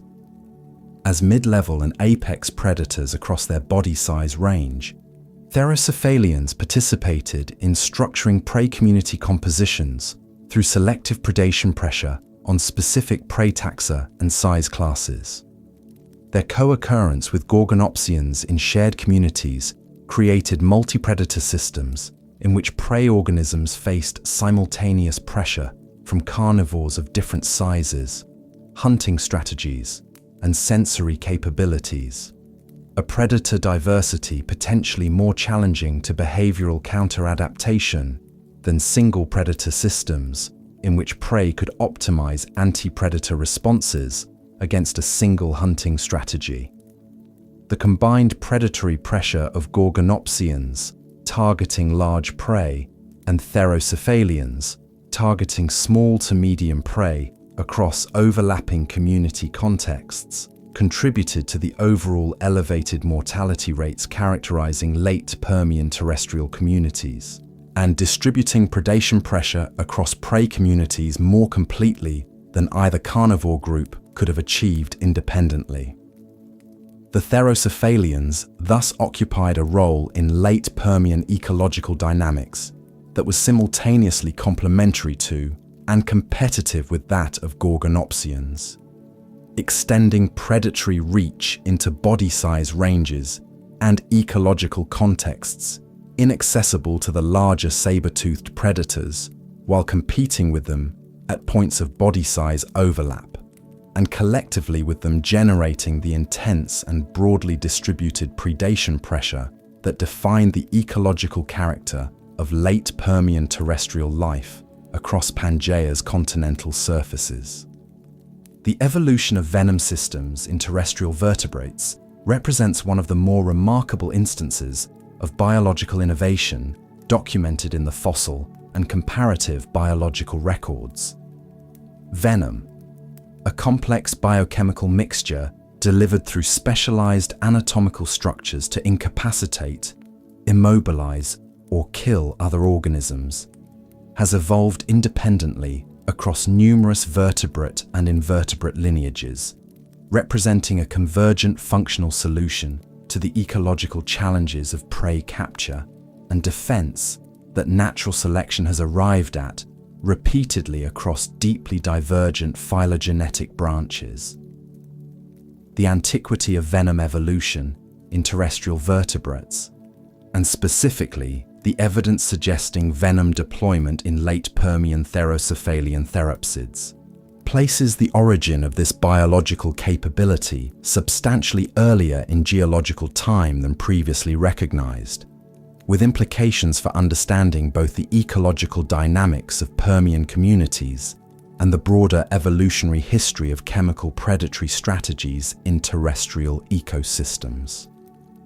Before examining the specific evidence for Permian venom evolution, it is useful to consider the general biological framework within which venom systems develop and function. Venom systems in vertebrates typically comprise three integrated components: a gland or glandular tissue producing the toxic biochemical mixture, a delivery mechanism conducting venom from the gland to the site of injection, and a penetrating structure, usually a modified tooth, spine, or spur, capable of breaching the integument of the target organism to deliver venom into underlying tissues. The biochemical composition of venoms varies enormously across taxa, reflecting independent evolutionary origins and divergent functional specializations. But common functional categories include neurotoxic components disrupting neural signal transmission, hemotoxic components interfering with blood clotting or destroying blood cells, cytotoxic components causing direct tissue damage, and paralytic components producing muscle immobilization. The specific combination of venom components in any given lineage reflects the evolutionary history of that lineage and the functional requirements of its ecological context. In modern vertebrates, venom systems are most famously represented by snakes, though venomous capabilities occur across a broader phylogenetic range, including certain lizard lineages, several fish groups, a small number of mammalian taxa, including platypuses and certain shrews, and various amphibian species employing skin-secreted toxins in defensive rather than offensive contexts. The phylogenetic distribution of venom across these diverse vertebrate groups reflects the multiple independent evolutionary origins of venomous capability, with each instance representing a separate evolutionary event rather than inheritance from a common venomous ancestor. This pattern of repeated independent evolution underscores the ecological value of venom as a predatory or defensive tool. Natural selection has favored its development across an extraordinary range of biological contexts. The evidence bearing on venom evolution in Permian Therocephalians centers on anatomical features preserved in the skull of Eucymbersia mirabilis, a small Therocephalian species from the late Permian Beaufort group of South Africa. Eucymbersia was described initially from fossil material recovered in the early 20th century, but detailed examination of its cranial anatomy using modern analytical approaches has revealed features with functional interpretations extending significantly beyond those recognized in initial descriptions. The specimen material available for Eucymbersia includes skull material, preserving sufficient anatomical detail for identification of the relevant structures, though the overall fossil record of this taxon remains limited compared to more abundantly represented Karoo Basin species. The upper canine teeth of Eucymbersia display a deep longitudinal groove running along the anterior or lateral surface of the tooth. Grooved teeth occur in various modern venomous vertebrates, where the groove functions as a channel conducting venom from the delivery site toward the tip of the tooth during biting, facilitating venom introduction into wounds created by tooth penetration. The groove morphology in Eucymbersia canines has been documented through examination of original specimen material and through computed tomographic imaging, providing three-dimensional visualization of tooth internal and surface structure. The groove is consistently present on available canine material and represents a genuine morphological feature of the tooth rather than a preservational artifact. Its geometry and positioning consistent with a venom conduction function, analogous to that of grooved teeth in modern venomous vertebrates. Associated with the grooved canine dentition, Eucymbersia skull material preserves a morphological feature of the maxillary bone, adjacent to the canine root that has been interpreted as a fossa, a pit or depression, potentially accommodating soft tissue structures, including venom-producing glandular tissue.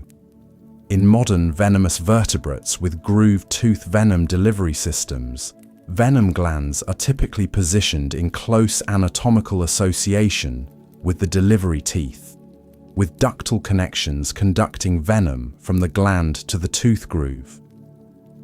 The presence of a maxillary fossa in Eucymbersia in spatial association with the grooved canine is consistent with this anatomical organization, as suggesting that glandular tissue of some kind occupied this space during the animal's life. Direct evidence for the biochemical nature of any soft tissue that may have occupied this fossa is not preserved. Soft tissues rarely fossilize, but the morphological configuration of the preserved hard tissue components is consistent with a venom gland accommodation function. Phylogenetic context for the Eucymbersia venom system interpretation draws on comparative anatomy across Therocephalian and broader therapsid lineages. If venom delivery evolved within Therocephalia, evidence for precursor anatomical conditions, partial groove development, incipient fossa formation, might be expected in related taxa representing earlier stages of venom system evolution. Examination of dental and maxillary morphology across Therocephalian species has identified variation in canine groove development and maxillary anatomy among different taxa, with some showing less pronounced versions of the features most fully developed in Eucymbersia. This variation across related taxa is consistent with an evolutionary trajectory of progressive venom system elaboration within Therocephalian lineages, though the limited fossil material available for many Therocephalian species constrains the resolution with which this evolutionary sequence can be reconstructed. Ecological context for venom evolution in a small Therocephalian predator illuminates the selective pressures that may have favored this biological innovation. Eucymbersia, based on skull dimensions and body proportional estimates, there was a small animal by the standards of its Karoo Basin community, substantially smaller than the large Gorgonopsian apex predators, and smaller than many of the herbivore species constituting the primary prey base for larger predators. In a community characterized by abundant large predators and large prey, small predators face specific ecological challenges related to prey accessibility and competitive exclusion from the most energetically profitable prey resources. A small Therocephalian relying exclusively on physical predatory capabilities, bite force, body weight, muscular strength, would be restricted to prey organisms small enough to be physically overpowered, limiting dietary options to invertebrates, small reptiles, and the smallest vertebrate species present in the community. Venom deployment fundamentally alters this ecological calculation. A predator capable of delivering biochemically active venom can potentially immobilize or fatally compromise prey organisms substantially exceeding its own body mass, because the venom's effects operate through biochemical disruption of physiological systems rather than through physical force. Modern observations of venomous vertebrates confirm this principle. Small venomous snakes routinely subdue prey organisms considerably larger than themselves through venom effects alone, without requiring the physical restraint that would expose a non-venomous predator of equivalent size to severe counterattack risk. Applied to Eucymbersia, venom capability would have expanded accessible prey size range substantially, allowing this small predator to target juvenile individuals of medium to large herbivore species or adult individuals of smaller vertebrate prey not otherwise accessible to a predator of its physical dimensions. Biochemical characterization of Eucymbersia venom, were it accessible, would provide information about the specific physiological effects produced and the particular prey vulnerabilities exploited by this ancient venom system. No direct biochemical evidence survives for Permian venom composition. The organic molecules constituting venom do not preserve across geological timescales under normal depositional conditions. Inferences about likely venom functional properties therefore rely on phylogenetic bracketing. Reasoning from the venom biochemistries of related or ecologically analogous modern taxa to constrain possibilities for ancestral venom systems. Modern mammalian venoms, including those of shrews and platypuses, provide the closest phylogenetically relevant comparisons for Therocephalian venom, though the evolutionary distances involved and the multiple independent origins of mammalian venom systems limit the precision of these comparisons. The broader significance of venom evolution in Permian Therocephalians extends beyond the specific ecology of Eucymbersia to questions about the general trajectory of biological innovation in late Permian terrestrial communities. The Permian Period, as the cumulative evidence of its fossil record demonstrates, it was an interval of intense ecological competition and selective pressure in terrestrial environments. The diversity of predatory strategies documented from Permian carnivore guilds, large saber-toothed apex predators, medium-sized pursuit and ambush hunters, small, venomous specialists, reflects evolutionary responses to competitive ecological contexts in which multiple carnivore lineages partitioned predatory resources through morphological and behavioral diversification. Venom evolution in this context represents one point on a spectrum of predatory innovations generated by the intense selective pressures of late Permian terrestrial ecology. Comparative examination of venom system evolution across geological time reveals that Eucymbersia, if the venom interpretation of its anatomy is correct, represents the earliest well-documented instance of offensive venom use by a terrestrial vertebrate predator in the fossil record. Subsequent evolutionary intervals would see independent venom system origins in multiple lineages, in various squamate reptile groups during the Mesozoic, in early mammalian lineages during the Cenozoic, each representing separate evolutionary responses to ecological pressures favoring chemical predatory capability.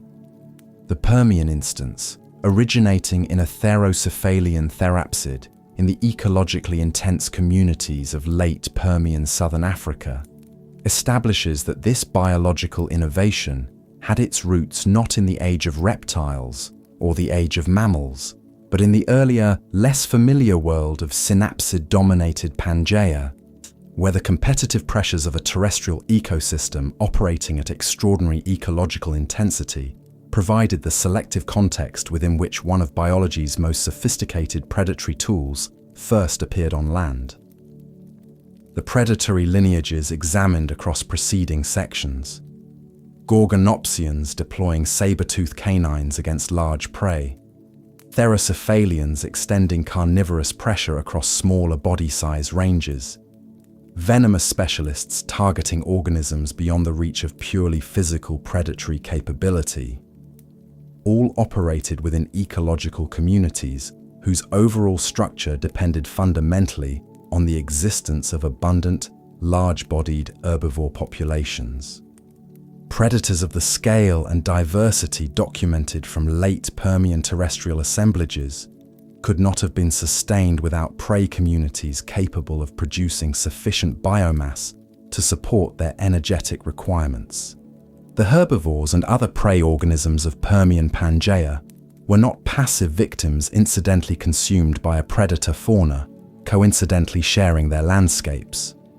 They were active ecological participants whose body plans, physiological capabilities, behavioral strategies, and evolutionary responses to predation pressure-shaped community dynamics as profoundly as the predators themselves, and whose survival across millions of years of intense predatory pressure testifies to the effectiveness of the defensive adaptations and ecological strategies they deployed. Dicynodonts, as previously established, dominated herbivore guilds across late Permian Pangaean communities with a geographic breadth and taxonomic diversity making them the most ecologically prominent large herbivores of their time.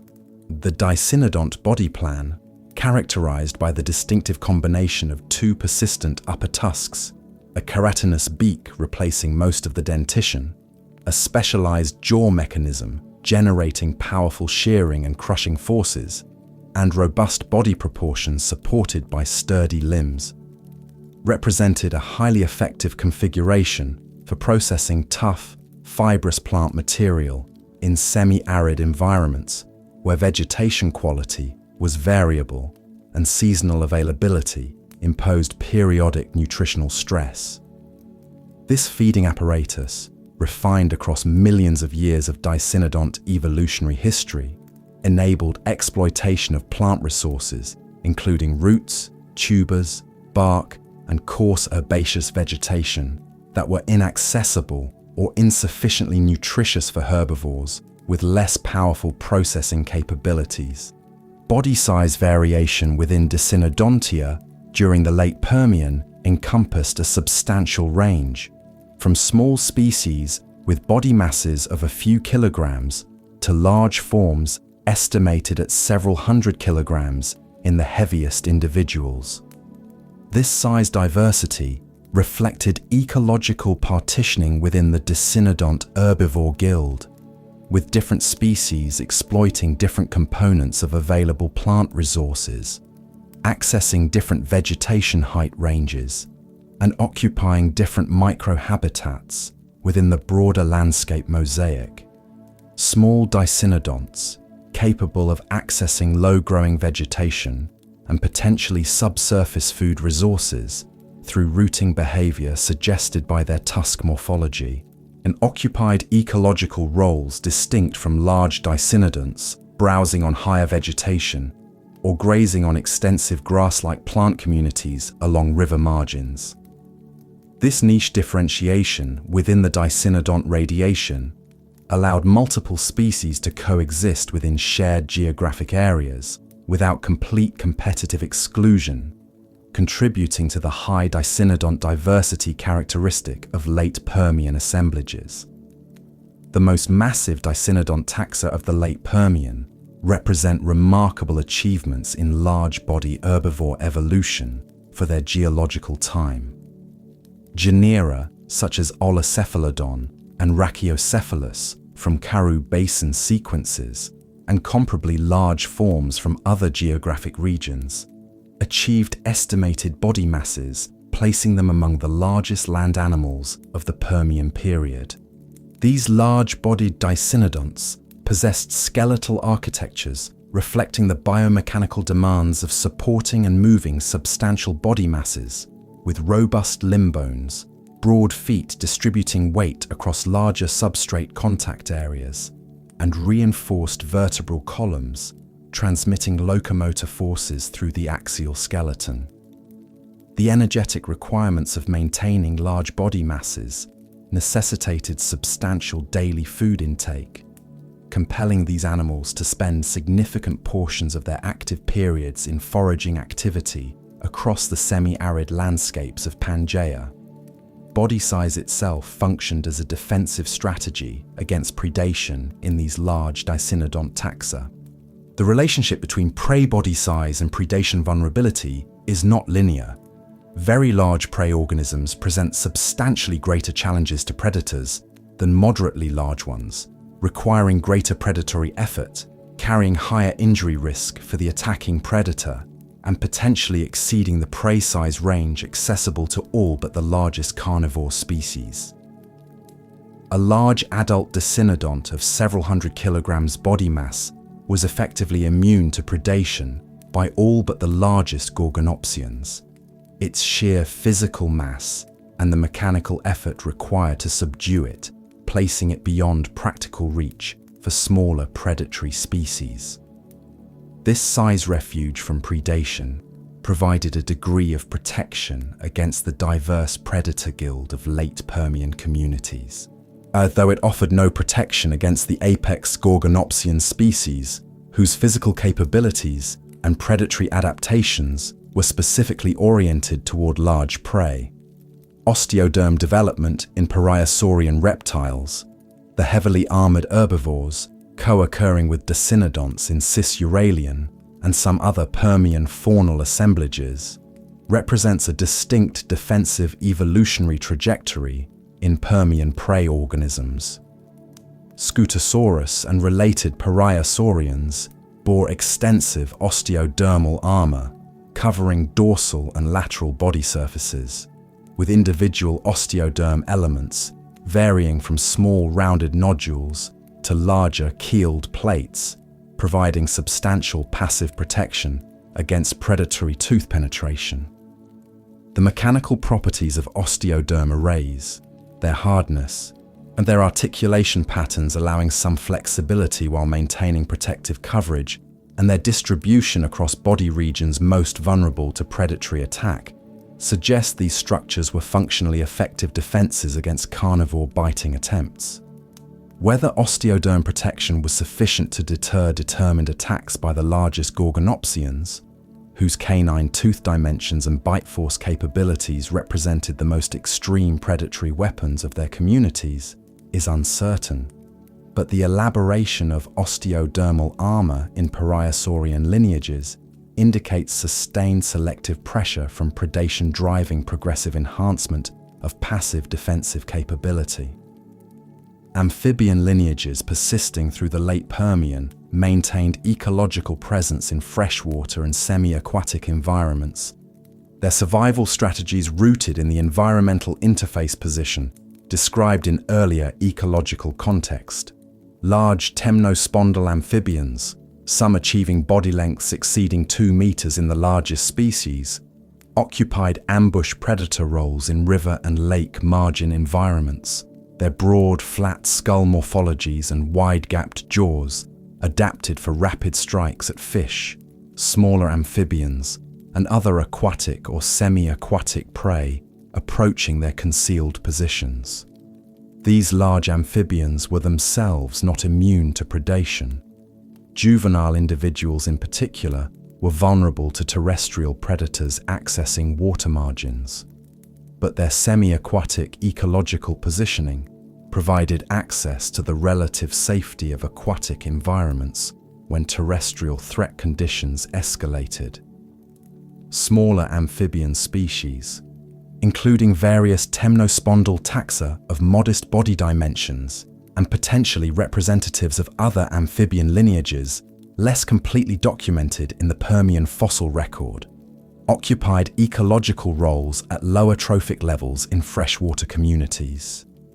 Their reliance on aquatic or semi-aquatic habitats for reproduction, amphibian eggs and larvae requiring water for development in most lineages, bound these organisms to the vicinity of water bodies, even when terrestrial foraging excursions were undertaken.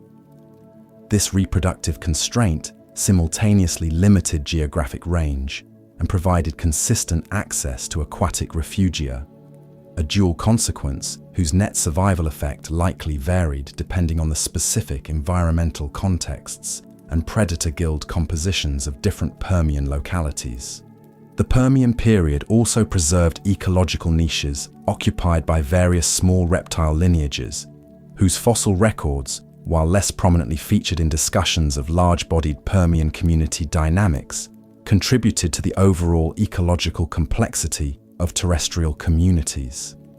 Small captohenid reptiles, procolophonid reptiles, and various other small amniot groups occupied insectivorous, omnivorous, and small vertebrate predator roles in Permian terrestrial communities. Their small body sizes rendered them vulnerable to a wider range of predatory species than their large-bodied community members, but simultaneously allowed exploitation of microhabitats, rock crevices, burrow systems, dense vegetation tangles, providing concealment and refuge unavailable to larger organisms. Burrowing behavior, inferred from skeletal proportions and limb morphology in some small Permian reptile taxa, represents a potentially significant survival strategy in environments where surface activity carried elevated predation risk.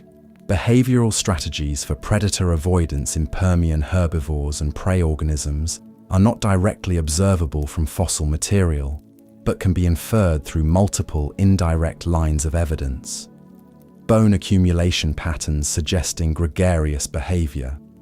Multiple individuals of the same species preserved in spatial associations indicating group living occur at some Permian fossil localities, providing the most direct fossil evidence for social aggregation as a potential anti-predator strategy. Modern herd-living ungulates demonstrate substantially reduced individual predation risk compared to solitary individuals of equivalent body size, with group vigilance providing earlier predator detection and group movement patterns confusing predator-prey selection decisions. If analogous social behaviors operated in large dicynodont populations, as some fossil evidence tentatively suggests, this behavioral strategy would have represented a significant component of prey community response to the intense predation pressure documented from late Permian assemblages.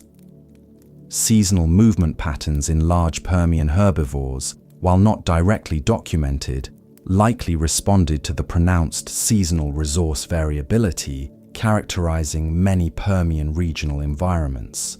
Modern large herbivores in seasonally variable environments undertake movements tracking the spatial and temporal distribution of food and water resources, with population aggregations shifting across landscapes in response to seasonal productivity patterns. Large dicynodonts inhabiting seasonally variable Karoo Basin or Cis-Uralian floodplain environments would have faced comparable resource distribution dynamics, with optimal foraging strategies potentially involving movement between resource patches as local conditions changed across seasonal cycles. These movements, compelled by nutritional necessity, would have generated the predictable exposure to predatory encounter at resource concentration points discussed in earlier community ecological context. The overall picture of late Permian prey communities that emerges from integrated examination of fossil assemblage data, biomechanical analyses, and ecological inference is one of organisms under sustained and intense selective pressure from multiple predatory sources, responding through a diversity of evolutionary and behavioral strategies.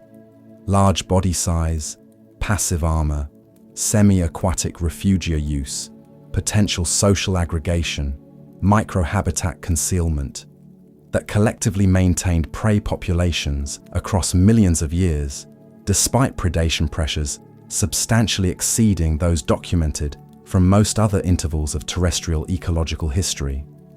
These prey organisms were not merely the ecological backdrop against which predator evolution proceeded. They were active evolutionary participants whose responses to predation pressure drove co-evolutionary dynamics shaping the entire community, their survival strategies and population dynamics as fundamental to the ecological character of late Permian Pangaea, as the predatory innovations of the carnivore guilds pursuing them across the ancient floodplains and sparse vegetation communities of the supercontinent's vast continental surfaces. Throughout the preceding examination of late Permian terrestrial ecology, the dangers confronting organisms on land have been framed primarily in terms of biological threats. The predatory activities of Gorgonopsians, Therocephalians, and other carnivorous lineages, exerting intense mortality pressure on herbivore and smaller prey communities. These biological dangers were real, sustained, and ecologically significant, as the fossil record abundantly documents. Yet the terrestrial realm of late Permian Pangaea presented threats extending beyond the purely biological, encompassing physical environmental hazards of comparable or greater ultimate consequence for organism survival. Among these physical environmental dimensions, at the atmospheric realm, the airspace above the land surface and the climatic systems operating through it, contributed conditions of additional danger and physiological stress that compounded the biological pressures already characterizing Permian terrestrial existence.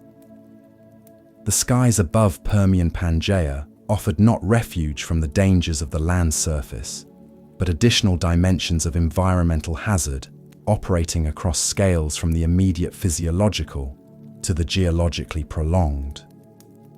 Atmospheric conditions during the late Permian differed from modern parameters in ways carrying direct physiological consequences for terrestrial organisms.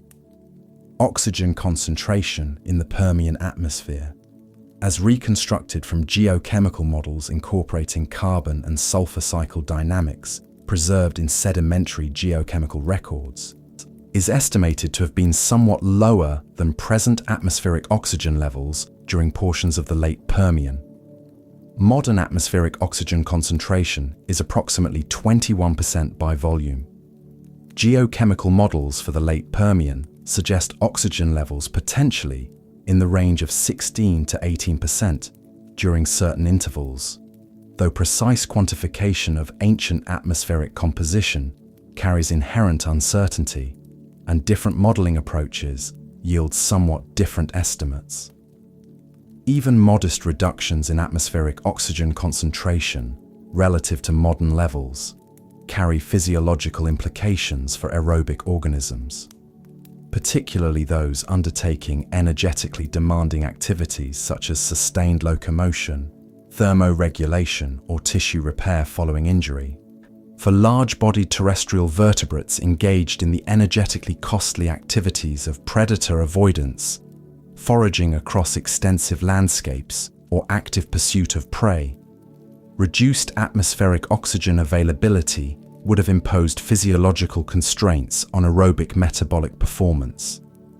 Maximum sustainable locomotor speeds, endurance capacities during extended movement, and recovery rates following intense physical exertion are all sensitive to oxygen availability in tissues. Terrestrial organisms operating under reduced oxygen atmospheric conditions would have experienced diminished aerobic performance ceilings compared to equivalently sized organisms operating under modern oxygen levels, also with potential consequences for predator-prey interaction outcomes in communities where the difference between successful escape and predatory capture could depend on marginal differences in sustained locomotor performance. Marine organisms extracting dissolved oxygen from water rather than gaseous oxygen from the atmosphere would have been affected differently by atmospheric oxygen changes, as dissolved oxygen concentrations in ocean water are not simply proportional to atmospheric oxygen partial pressure, but reflect complex gas exchange and circulation dynamics. Solar radiation exposure on the Permian land surface presented another atmospheric dimension of physical environmental hazard. Ultraviolet radiation from the sun is attenuated by stratospheric ozone before reaching Earth's surface, and with ozone concentration determining the intensity of ultraviolet exposure experienced by surface-dwelling organisms. Geochemical evidence and atmospheric modeling suggest that stratospheric ozone concentrations during the Permian may have been variable, with potential intervals of reduced ozone protection generating elevated ultraviolet radiation at the surface. Elevated ultraviolet exposure causes direct DNA damage in biological tissues, with potential consequences including increased mutation rates, cellular damage in surface tissues, and disruption of photosynthetic processes in plants. Terrestrial organisms directly exposed to solar radiation on land surfaces would have experienced full ultraviolet exposure without the attenuation provided to marine organisms by even shallow water column depths, as water absorbs ultraviolet radiation efficiently across relatively short depth increments. Temperature extremes at the land surface represented perhaps the most immediately physiologically significant atmospheric hazard for Permian terrestrial organisms. As established through sedimentological and paleoclimatic evidence discussed in earlier geological context, continental interior regions of Pangaea experienced temperature fluctuations between seasonal extremes that likely exceeded the physiological tolerance ranges of many organisms lacking specialized thermoregulatory adaptations. Diurnal temperature variation, the difference between daytime maximum and nighttime minimum temperatures, in arid continental interior environments can reach extreme values in the absence of moderating moisture and vegetative cover. Modern arid continental environments demonstrate diurnal temperature ranges exceeding 40 degrees Celsius in some locations, with daytime surface temperatures reaching levels lethal to unprotected organisms and nighttime temperatures dropping to near or below freezing. Comparable or more extreme diurnal ranges likely characterized Permian continental interior environments, imposing severe thermoregulatory demands on terrestrial organisms active across daily cycles. Theropsid physiological responses to these temperature challenges represent an active area of paleobiological investigation. Evidence from bone histology, the microscopic structure of bone tissue preserving information about growth rates and metabolic activity patterns in various Theropsid lineages, suggests metabolic capabilities intermediate between those of modern ectothermic reptiles and modern endothermic mammals, with some Theropsid groups showing bone tissue characteristics associated with relatively rapid and sustained growth rates indicative of elevated metabolic activity. This intermediate metabolic positioning, designated mesothermy in some physiological frameworks, would have provided greater capacity for internal heat generation than fully ectothermic metabolic strategies, while not necessarily achieving the full homeothermic temperature regulation of modern mammals. The implications for thermal tolerance and behavioral thermoregulation in Permian theropsids operating in thermally extreme environments remain subjects of ongoing scientific analysis. Wildfire represents an additional atmospheric-mediated environmental hazard relevant to late Permian terrestrial ecosystems.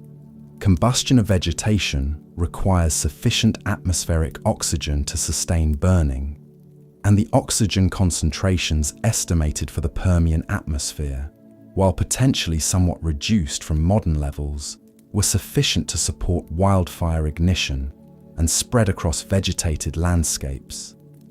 Evidence for ancient wildfire activity is preserved in the fossil record as fusane, fossilized charcoal produced by incomplete combustion of plant material, which occurs in Permian sedimentary sequences from multiple continental regions.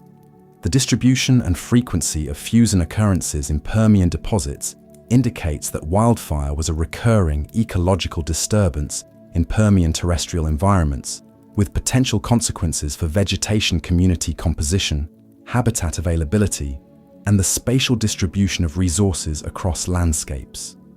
Wildfire events in vegetation communities remove standing plant biomass, temporarily eliminating food resources for herbivores and shelter cover for smaller organisms, while simultaneously releasing nutrients stored in plant tissues back into soil systems in forms accessible to subsequent plant regrowth.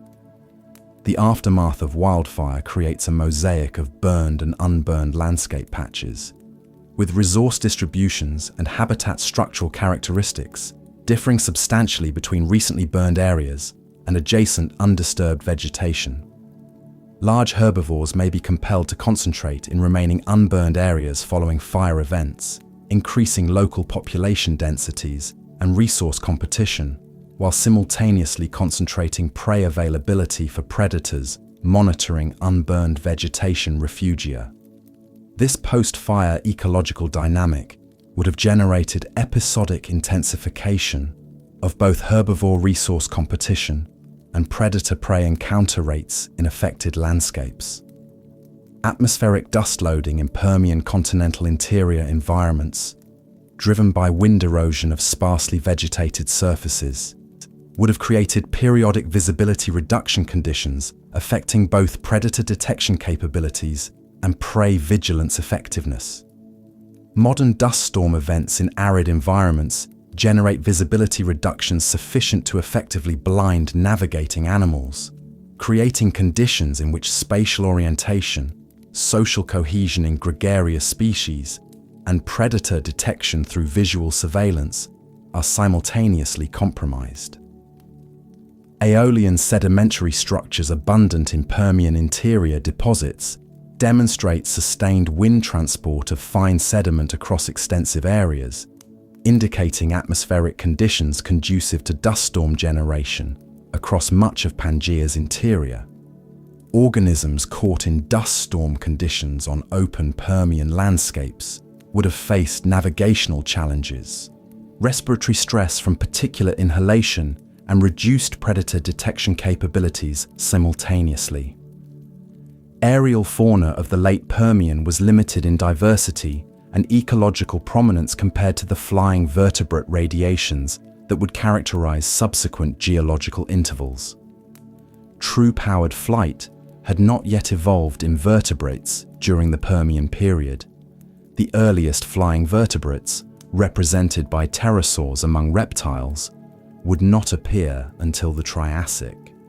The aerial realm of late Permian Pangaea was thus not populated by flying vertebrate predators capable of targeting terrestrial organisms from above, as would become possible in later geological intervals, with the evolution and diversification of flying reptiles and eventually birds.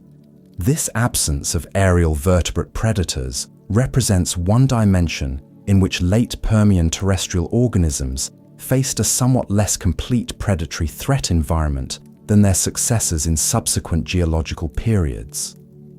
However, the absence of vertebrate aerial predators did not render the aerial dimension of late Permian environments entirely benign.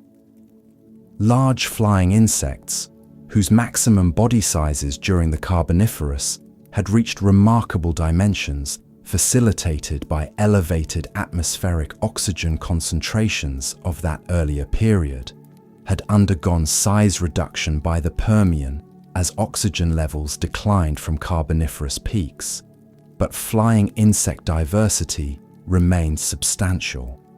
Various dragonfly relatives and other large-winged insects populated Permian aerial environments, with some achieving wingspans of significant dimensions. These flying insects occupied ecological roles as predators of smaller invertebrates and potentially as prey for insectivorous vertebrates, contributing to the ecological complexity of Permian communities through aerial food web components not directly visible in the large vertebrate fossil record emphasis of most Permian paleontological research. The cumulative physical environmental hazards operating through the atmospheric dimension of late Permian terrestrial existence, thermal extremes, potentially reduced oxygen availability, ultraviolet exposure, wildfire disturbance, dust storm events, collectively reinforced and compounded the biological hazards generated by the intense predator guild activities documented from fossil assemblage evidence. Terrestrial organisms navigating late Permian Pangaea faced not a single category of existential challenge, but a superimposition of multiple simultaneous hazard sources, each imposing independent selective pressure and each capable of generating mortality independently of the others. The interaction among these hazard sources created conditions in which organisms required simultaneous physiological and behavioral adaptations, addressing multiple threat categories: thermoregulatory capacity for thermal extremes, locomotor performance for predator evasion, nutritional strategies for resource scarcity, and immune and tissue repair capabilities for the physical damage accumulated across lifetimes of environmental stress exposure. The sky above Permian Pangaea was not a refuge from its dangers. It was another dimension of the same hostile physical environment, delivering through atmospheric processes the thermal extremes, radiation loads, and episodic disturbances that made existence on Permian land surfaces a sustained test of biological resilience, operating simultaneously across physiological, behavioral, and ecological dimensions. For organisms seeking safety from the dangers of the Permian world, the atmosphere offered neither escape nor comfort, only additional expressions of the same fundamental hostility that characterized every dimension of terrestrial existence during this remarkable and unforgiving interval of Earth history. The ecological systems described across preceding sections, the predator-dominated terrestrial communities of Pangaea, the relatively stable marine ecosystems of Panthalassa, the diverse therapsid radiations occupying herbivore and carnivore guilds across multiple continental regions, all existed within a planetary context subject to geological forces operating at scales and intensities capable of overwhelming the biological resilience of even the most ecologically successful lineages. The late Permian period, for all the ecological intensity and biological innovation it generated in terrestrial communities, concluded with an event of such magnitude and comprehensive destructiveness that it stands apart from all other extinction events documented in the Phanerozoic fossil record. The end Permian mass extinction, occurring approximately 252 million years ago at the boundary between the Permian and Triassic periods, eliminated an estimated 90 to 96% of marine species and approximately 70% of terrestrial vertebrate species, restructuring the biological organization of the entire planet across a geologically brief temporal interval and resetting the evolutionary trajectories of life on Earth in ways whose consequences extended across hundreds of millions of subsequent years. The geological evidence for this extinction event is preserved in sedimentary sequences from multiple continental and marine depositional environments worldwide, with the Permian-Triassic boundary marked by characteristic signatures in sediment geochemistry, fossil assemblage compositions, and lithological character that allow its identification and correlation across diverse geographic regions. Carbon isotope excursions, rapid shifts in the ratio of carbon isotope abundances preserved in carbonate minerals and organic matter, occur at the boundary in marine and terrestrial sequences globally, indicating major disruption of global carbon cycling at the extinction horizon.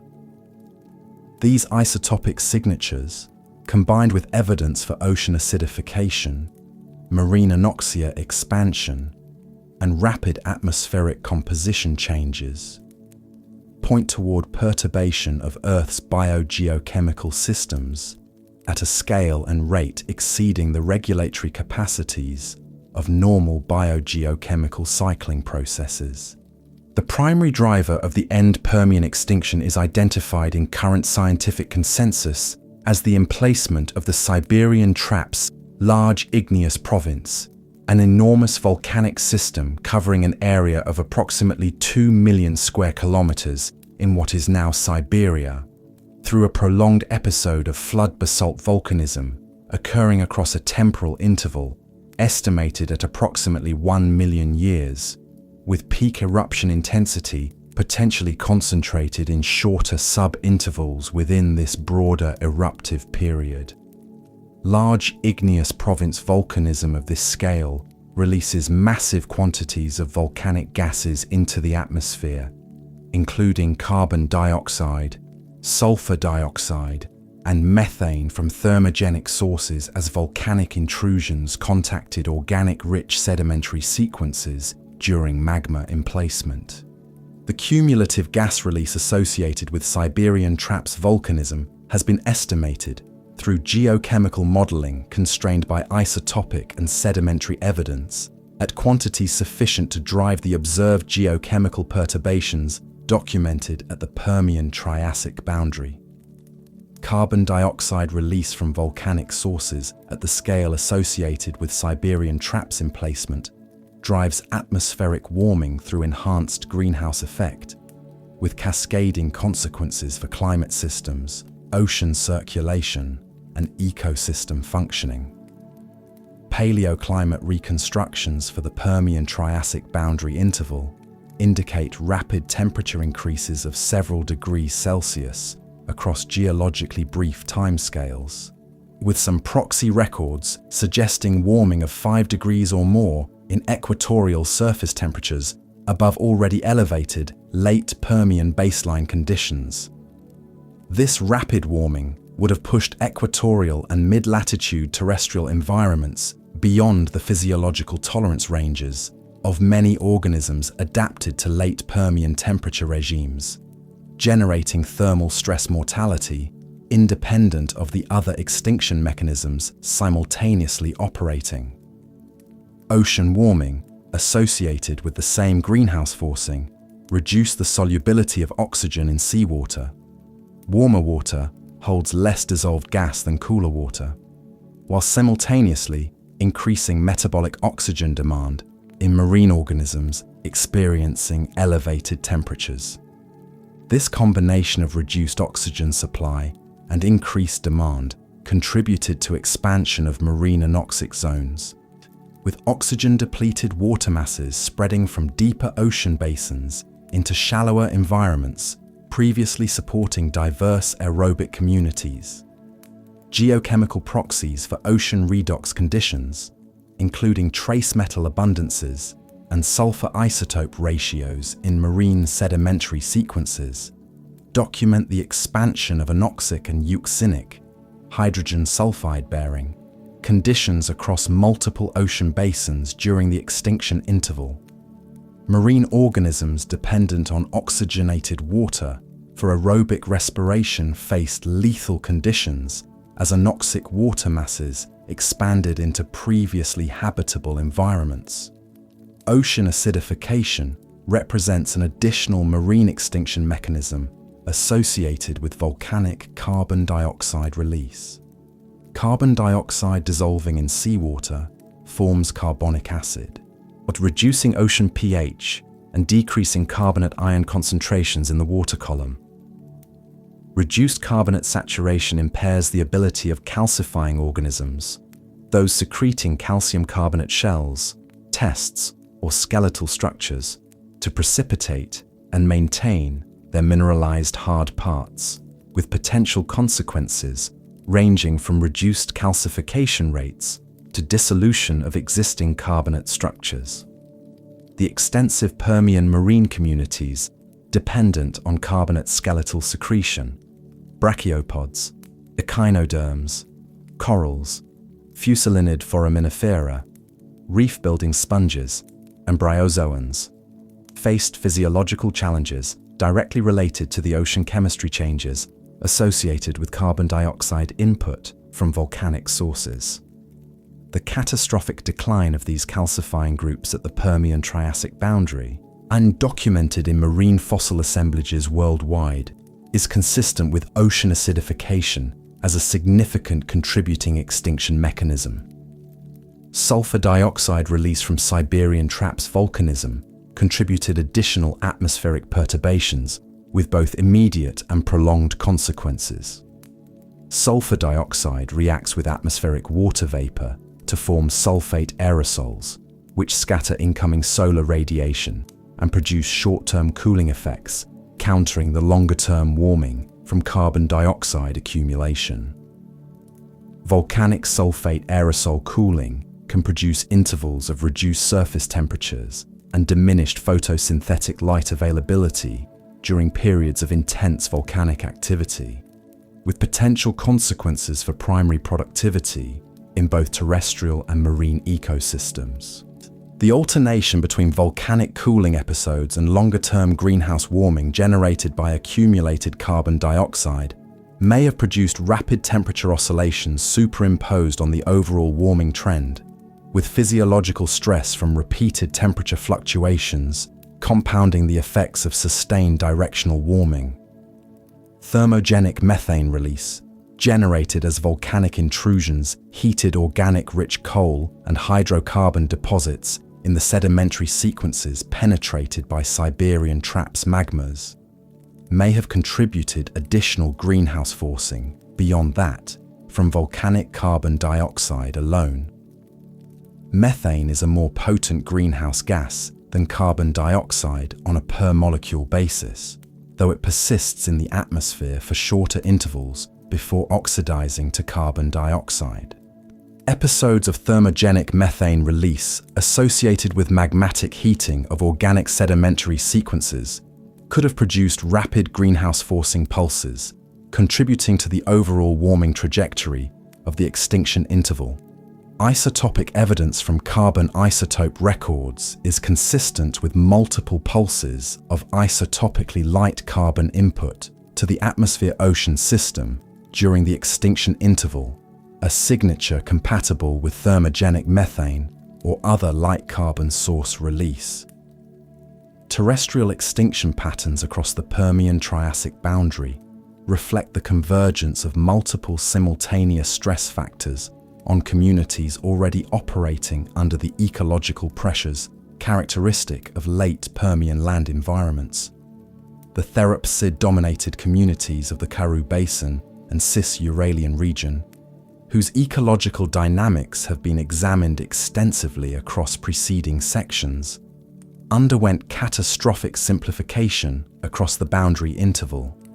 Diverse late Permian assemblages, encompassing multiple Gorgonopsian species, diverse Therocephalian lineages, numerous dicynodont genera, pariah saurians, and various smaller reptile and amphibian groups, were replaced by impoverished early Triassic assemblages dominated by a small number of survivor taxa, with dicynodonts represented primarily by a single genus, Lystrosaurus, achieving extraordinary geographic dominance in earliest Triassic terrestrial communities across multiple continental regions.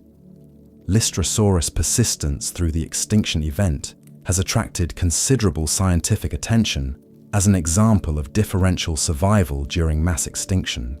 This medium-sized dicynodont, present in late Permian assemblages as one component among many in diverse communities, achieved population dominance in earliest Triassic terrestrial faunas to a degree unparalleled by any comparable terrestrial vertebrate in the geological record, with Lystrosaurus remains constituting the overwhelming majority of vertebrate fossil material from earliest Triassic deposits across Africa, Antarctica, Asia, and other regions. Hypotheses for Lystrosaurus survival success invoke its relatively small body size compared to the largest late Permian dicynodonts, potential physiological flexibility in response to variable environmental conditions, and possibly burrowing behaviors, providing shelter from surface temperature extremes during the extinction interval.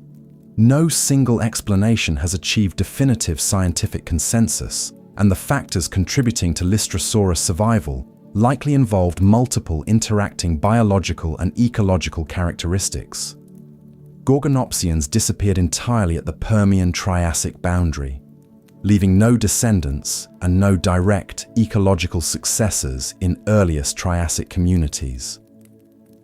The complete extinction of this lineage, which had occupied apex predator positions in late Permian terrestrial communities across multiple continental regions for millions of years, represents one of the most ecologically significant lineage terminations of the end Permian event. The ecological void left by Gorgonopsian extinction was not immediately filled in earliest Triassic communities. Surviving predatory lineages, including Therocephalians and early cynodonts, that were generally smaller bodied than the apex Gorgonopsians they outlasted, and the early Triassic predator guild lacked the large-bodied apex carnivore component characteristic of late Permian terrestrial communities for an extended interval following the extinction. Recovery of terrestrial ecosystems following the end Permian extinction proceeded across millions of years of early and middle Triassic time, with ecosystem complexity rebuilding gradually as surviving lineages diversified and new evolutionary radiations filled vacated ecological roles. The Archosaur radiation, the evolutionary expansion of the lineage leading to dinosaurs, pterosaurs, and modern birds and crocodilians, generated the large-bodied terrestrial fauna that would dominate subsequent Mesozoic ecosystems, eventually producing the dinosaurian radiations that would occupy ecological roles broadly analogous to those held by large therapsids during the Permian. This ecological succession, from synapsid-dominated Permian communities through the extinction bottleneck to Archosaur-dominated Mesozoic ecosystems, represents one of the most profound community-level turnovers documented in the terrestrial vertebrate fossil record. The end Permian extinction thus concluded the specific ecological world examined across this documentary, the world in which synapsid predators and prey dominated terrestrial communities, in which Gorgonopsian saber-tooths occupied apex predator positions, in which the dangers of land exceeded those of the ocean by measurable ecological margins, and in which the physical and biological hazards of Permian Pangaea combined to create terrestrial conditions of exceptional hostility for the organisms attempting to survive within them. The volcanic forces that terminated this world operated at scales beyond biological adaptation, overwhelming through geochemical and climatic mechanisms the ecological resilience that had sustained diverse and complex terrestrial communities across millions of years of Permian time. What the fossil record preserves of this lost world, in the bone beds of the Karoo Basin, in the therapsid-bearing sequences of the Cis-Uralian region, in the marine carbonate platforms recording the relative stability of Permian ocean systems, constitutes an archive of a planetary interval unlike any other in Earth's documented history. A time when the statistical calculus of survival favored submersion over surface existence, when the land itself had become the most dangerous place on Earth, and when the organisms inhabiting that land navigated daily existences of extraordinary ecological intensity against physical and biological hazards converging from every dimension of their environment. That this world ended in catastrophe does not diminish the biological achievement it represented. Millions of years of complex ecological functioning, evolutionary innovation, and organismal persistence under conditions that tested the limits of terrestrial life in ways never precisely replicated before or since in the long history of life on Earth.